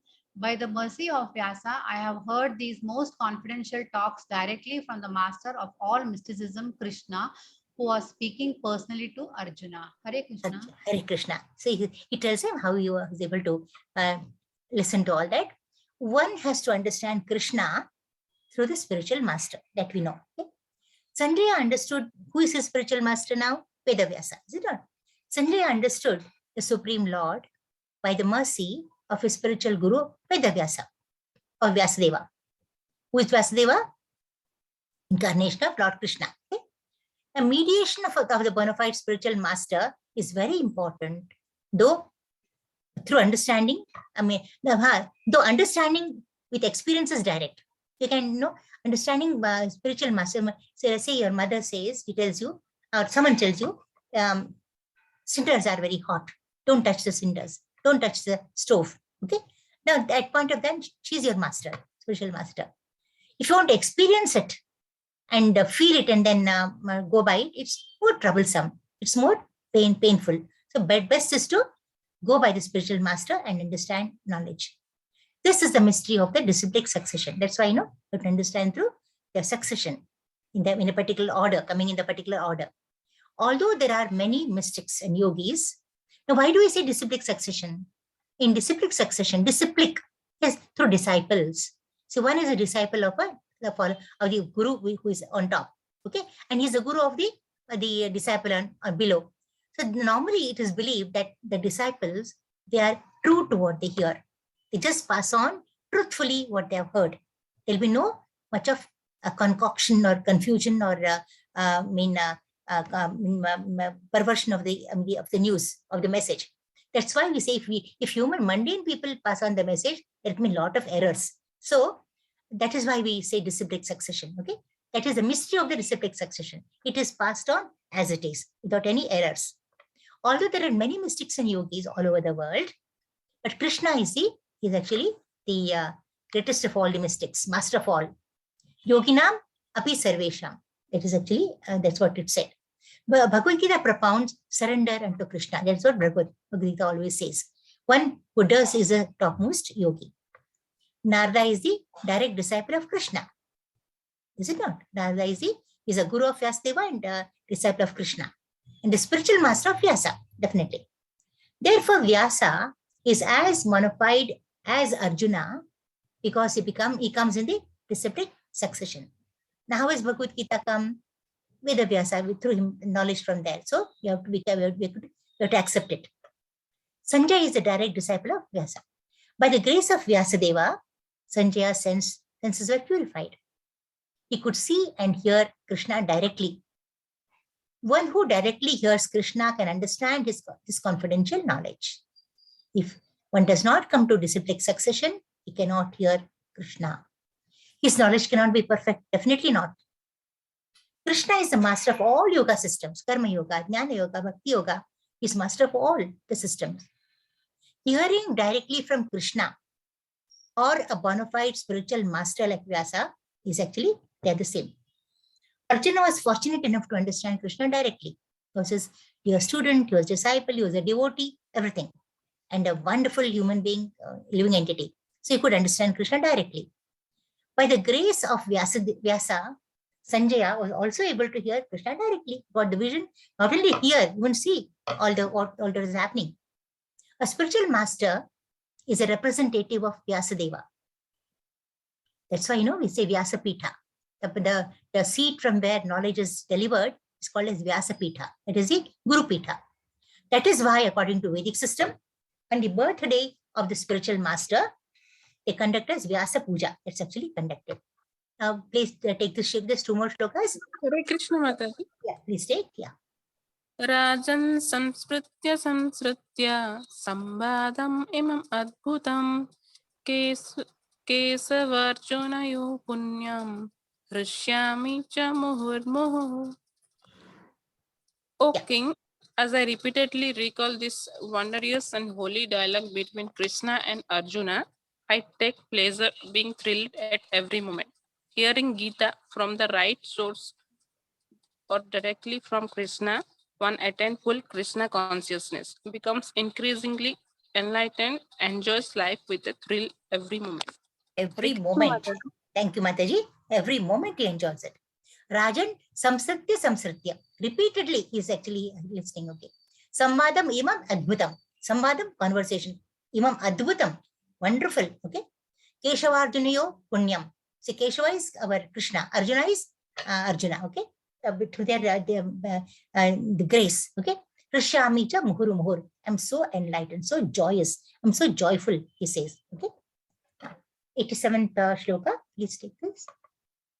Tacha samsritya rupam ati adbhutam harehe bismayo me mahan rajan hrishyami cha punah punah. Yeah, again, Rupam, looking at the Lord. O King, when I remember the wonderful form of the Lord, Krishna, saying repeatedly, I'm struck with great wonder and I rejoice again and again. Okay. And Sanjaya also, by the grace of his Guru Vedavyasa, saw the universal form of Krishna. Is it not? He saw the Vishwapadarshana. Lord Krishna had exhibited such a form to Arjuna only. But incidentally, so many devatas saw it, they saw it. But Lord showed it to Arjuna only. Okay, he didn't show others. That was not his intention at all. Some great devotees, including Vyasadeva, he also saw the universal form. Obviously, when he has given the division to Sanjaya, he should be able to see Krishna definitely in that particular form. He was one of the great devotees of the Lord, Vyasadeva, and a powerful incarnation of Krishna that we know. Sanjaya remembered that wonderful form of Krishna and enjoyed it repeatedly. He was very samsritya, repeatedly was seeing and enjoying. 78th shloka. Yatra Yogeshwara Krishna, Yatra Partho Dhanurdhara, Tatra Se Bhuti Dhruvaniti Mati Mama. Wherever there is Krishna, the master of all mystics, and wherever there is Arjuna, the supreme archer, there will also certainly be opulence, victory, extraordinary power, and morality. That is my opinion. Hare Krishna Mata. Hare Krishna, Prabhu. Thank you very much. Yeah. Very famous shloka in Krishna, in Bhagavad Gita, the last one. Yatra Yogeshwara Krishna. Wherever there is Yogeshwara, that is Krishna. Okay. Yatra Partho Dhanurdhanaha. Wherever there is Arjuna. Okay. Tatra Shir Vijayor Bhute. Their victory has to be there. It can't be lost there. Absolutely. Dhruva Nitir Matir Mama. Okay. Now let us see the reflection. Dhritarashtra was hopeful of the victory of his sons. He was actually wickedly hopeful of the victory. He was thinking that his sons will win. They have to win, that's all. Whether it is going to be, whether it's possible or not, he was not, concerned about it. He just wanted them to win. It was actually the wicked wish that he had. An impossible wish almost, assisted by Bhishma, Drona and Karna. He said, I've got Bhishma to help, Drona to help, Karna to help. My children have to win. But that is not the criterion in winning a dharma yuddha. Is it not? It's a war of justice, dharma, religion. As they were great warriors, Bhishma, Drona, they were all great warriors, obviously, no doubt.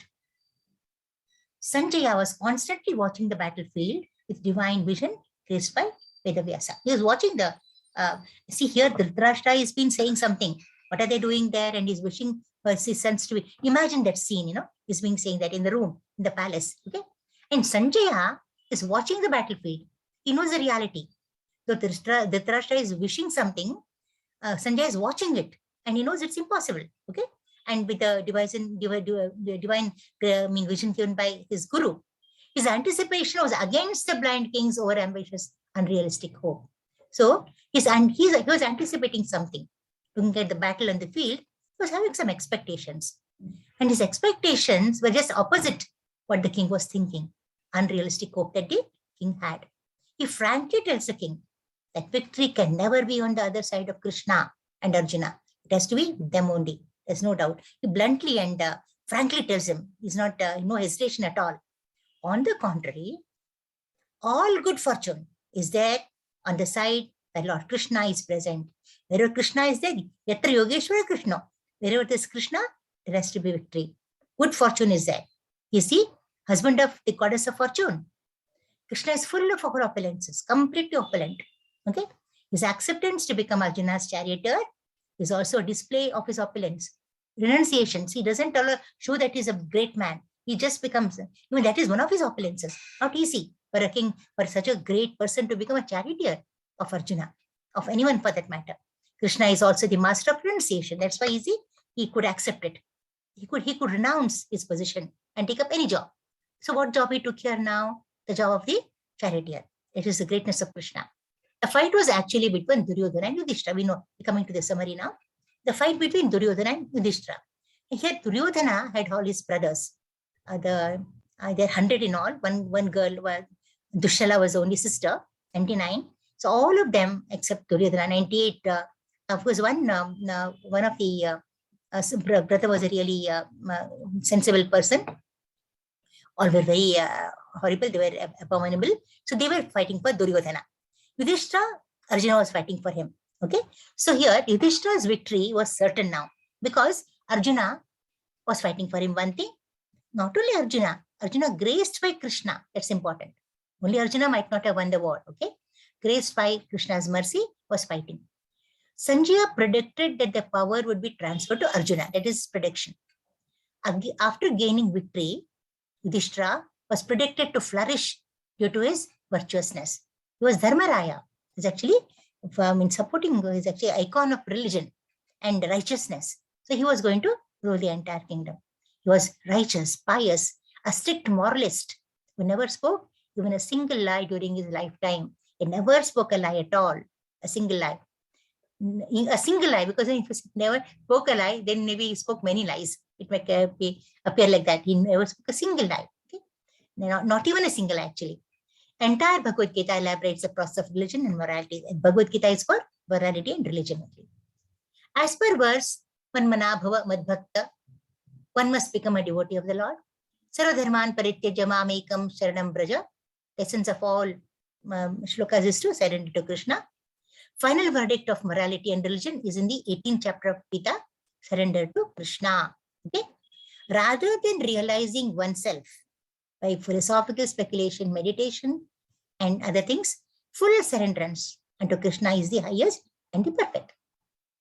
But the most important features of Bhagavad Gita, the paths of knowledge are three: confidential, more confidential, most confidential. Confidential, follow the regulative principles, rituals, religion, all that. More confidential, meditation, cultivation of knowledge. Most confidential, surrender unto Krishna in devotional service, in full Krishna consciousness. The actual truth is the supreme personality of Godhead, Krishna. Okay? The absolute truth is realized in three features. This is a revision for you all. You know everything, all of this now. Impersonal Brahman, localized Paramatma, and the super personality of Godhead, Krishna. A perfect knowledge of the absolute truth means perfect knowledge of Krishna. You have to know that. Krishna is transcendental. One thing that you have to know. He is always situated in his eternal, internal potency, not external potency, in the spiritual potency. The living entities manifested of his energy are of two types. Okay. What are they? One is the internal energy, super energy, the outer external inferior energy. Then the marginal energy also is there, actually, where we are there situated. Eternally conditioned and eternally liberated.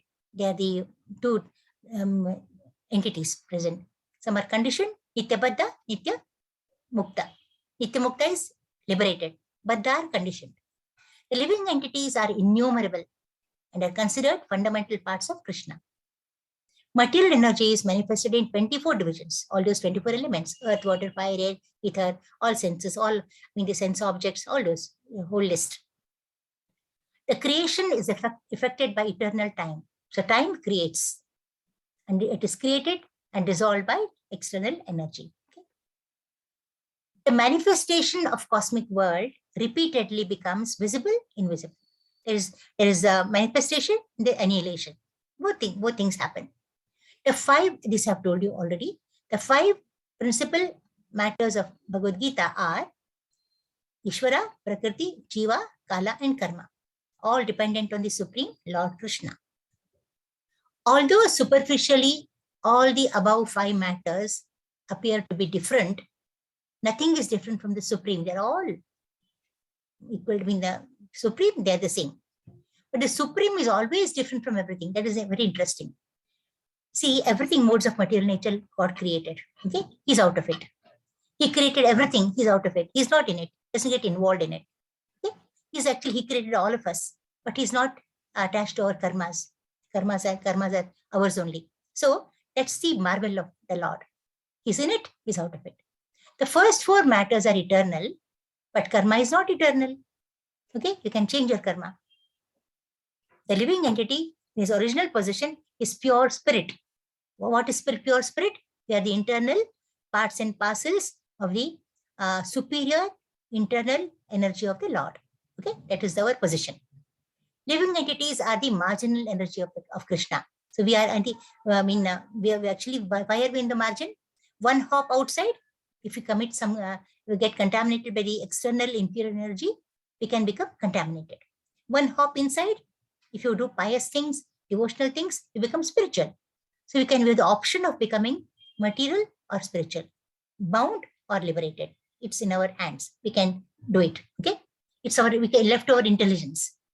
They may be in contact either with the external material energy or internal spiritual superior energy. That's the option given to us. And even intelligence is given to us. You have to choose what we want to do. Okay. He doesn't come, he doesn't interfere with that. As living entity belongs to the superior energy of the Lord, he has a little independence. Okay. Using this properly, you have to use our intelligence properly. He comes under the direct protection of Krishna. Take away messages from Bhagavad Gita. We are spirit souls. Krishna is the supreme Lord, and devotional service is the best process to attain perfection. With that, I think we end. Yeah, just it's only a summary. Now 1 to 12 shlokas in Bhagavad in 18th chapter. We dealt with acting with detachment is true renunciation and brings freedom from reaction. Quick revision. 13 to 18 shlokas, the conclusion of Sankhya and Vedanta. Actions directed by super soul bring freedom from reaction. 19 to 40, entanglement of the three modes. Okay. And 41 to 48, worshipping the Lord through one's occupational work is true renunciation and brings freedom from reactions. 49 to 55, Jnana Yoga to pure devotional service. 56 to 60, working in pure devotional service. 61 to 63, surrender to the super soul. Then we come to 64 to 66, the most confidential knowledge of all, become a pure devotee of Krishna. 67 to 71, preaching and studying the Bhagavad Gita. Okay. 72 to 73, 72 and 73 rather, Arjuna is home. Now he is completely convinced, firmly fixed. Last section, 74 to 78, Sanjaya's predictions. So with that, our session gets over today. If you have any doubts, I'll just say my last prayer, and then you can think about the questions you have.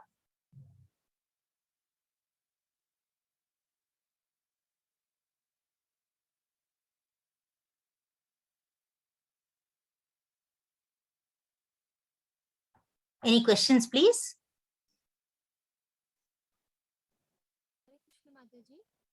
Am I audible? Yeah, yeah, please.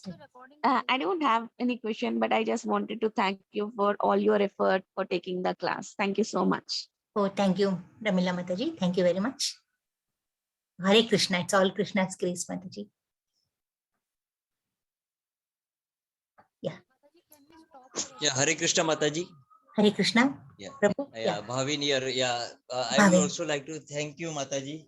Thank you very much. It was actually, you have devoted so much of your time, and you have given, excellent presentation, and it was nicely explained by you. It was really wonderful. Thank you very much. Unfortunately, I could not attend all the sessions, so I would request, if it is possible, sometime I will like to rejoin your classes. Thank you very much, Mataji. And I have actually missed, I actually could not get your mobile number, so could not speak to you personally. But definitely I will take from Meenakshi Mataji and try to speak to you sometime, Mataji. Certainly, Prabhu. Your prayers are there for you, Prabhu, always, Prabhu. There. Is there any change, any bit of change in your, the circumstances? As you explained, yes, Mataji, definitely. I am from, say, last 1 week or more a better person. I am trying to control. I'm not trying to react, actually. Good. So I am not trying to say also respond immediately to these situations, and so I think that part, definitely that improvement I am seeing in myself. So I'm trying to take it forward. Yeah. Actually, Prabhu, that's what I was about to tell you. See, we can't change the world, We have to change ourselves. Okay, that's better. That's easier. We can always change ourselves. Okay, and over time, definitely the world will change. That's my hope. Correct, Mataji. It will Yeah, happen. so definitely I agree with you. The only thing is sometimes, we also are human. Sometimes we are also not good. So at times when everything is not going well, at times we do react because we are human. But I am trying to practice it, and this Bhagavad Gita is helping a lot actually. So I think that is wonderful thing. I'm just trying to implement to read daily myself. So I hope that gets started. I'm chanting 2 round Mataji daily Hare Krishna Maha Oh, Mantra. very good, very good. That's excellent. Yeah. Try to And slowly increase. I'm trying to increase. Yeah, I'm trying to slowly increase even during my travel period where I get idle time. I actually try to recite Hare Krishna Maha Mantra. That also stops me from reacting, because I am engaged in doing devotional service. So that is a good thing. Yeah. Very good, Prabhu. I'm very happy with the improvement you're seeing in your life. I always feel like we cannot, when we can't change things outside, we have to change from inside. That will give us the peace. Ultimately, what we want is peace. It's very important. Absolutely, Mataji. Yeah. We have to be peaceful. We have to be very peaceful. And Lord likes it because Lord likes it. He wants us to be peaceful. He is peaceful. He is joyful. Then why should we not be? Is it not? We are His creations. So He will not like. Then no father and mother will like a child who is upset and who is not really satisfied, who is discontented. Is it not? So we have to. He has given us what we deserve and what we desired. So we have to be happy with what He has given us, and we have to show Him that we are performing very well as per His expectations. Then we become very close to Him. And slowly over time, all things will be set right, and you will see a better. You will definitely see a better environment in the house. It will happen, Prabhuji. Don't worry. Absolutely, Mataji. And actually, I could remember the last words of Ravana, which you have also mentioned some point of time during the discussion, that we should try to do good things as quickly as possible, and whenever a sinful thought comes, refrain it. Maybe that will get eliminated. So I think that is a wonderful thing to do. Actually, it's a very true thing in life. Yeah. So yeah. And So be an excellent observer. messages, Mataji. Yeah. And try to be an observer in your life, even in your own life, not only pertaining to, with connection with others. In your own life, I said, no, you have a pain in somewhere in the body, become an observer, and you see your own body, your own hand, head, your own leg could be. But then you can be an observer and console that hand or leg or head which is aching, and say, don't worry, you'll be all right after some time. Your own head, you're actually paining for you.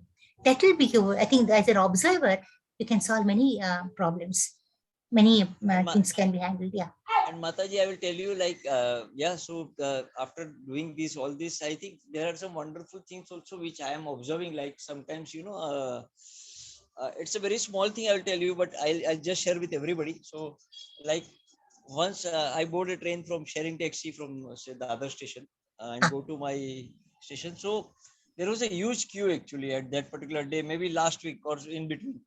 So there was a huge queue, and I was just having that chanting. I was having one counting. So I was actually chanting on the way coming to my place. So I saw it was a so big queue that it will take away more than half an hour. Actually, I thought it would be a great time loss actually to reach office, and maybe I will be late. So I just prayed once that, okay, please, Prabhu, some help is required. So, and you will not believe it. I got one taxi, which was not a taxi actually, it was a car actually. Just came right in front of me, stood there, and as if it had come for me. And even he did not take a single penny, he dropped me like that. Oh, I see. This is wonderful. Yeah. So it's mercy of God actually. So there are few instances which has happened recently, and I could correlate it that the God's mercy is coming. Is there?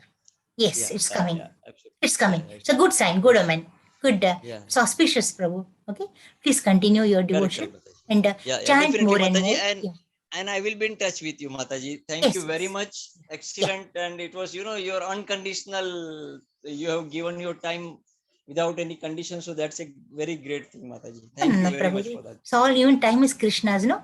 Everything is Krishna's. And also, I think Anuradha, Meenakshi Mataji, and all your colleagues who have supported in this activity, thanks to everybody, because they have devoted a lot of their time and efforts in getting us into this group, and everything coordinated very nicely. Thank you, everybody, for that. I should thank my admin for that. Admin staff, very good. Thank you very much, thank you, Mataji. admin. Thank you. Yes, Hare Krishna, Mataji. Wonderful cooperation from them. Yeah. Yeah, they supported nicely. Very Thank you nice, very very much. nice. Both of them. Meenakshi and Sudha Mataji, very nice. Yeah, Hare Krishna to all Stop of the you. recording. Oh, sorry. My goodness.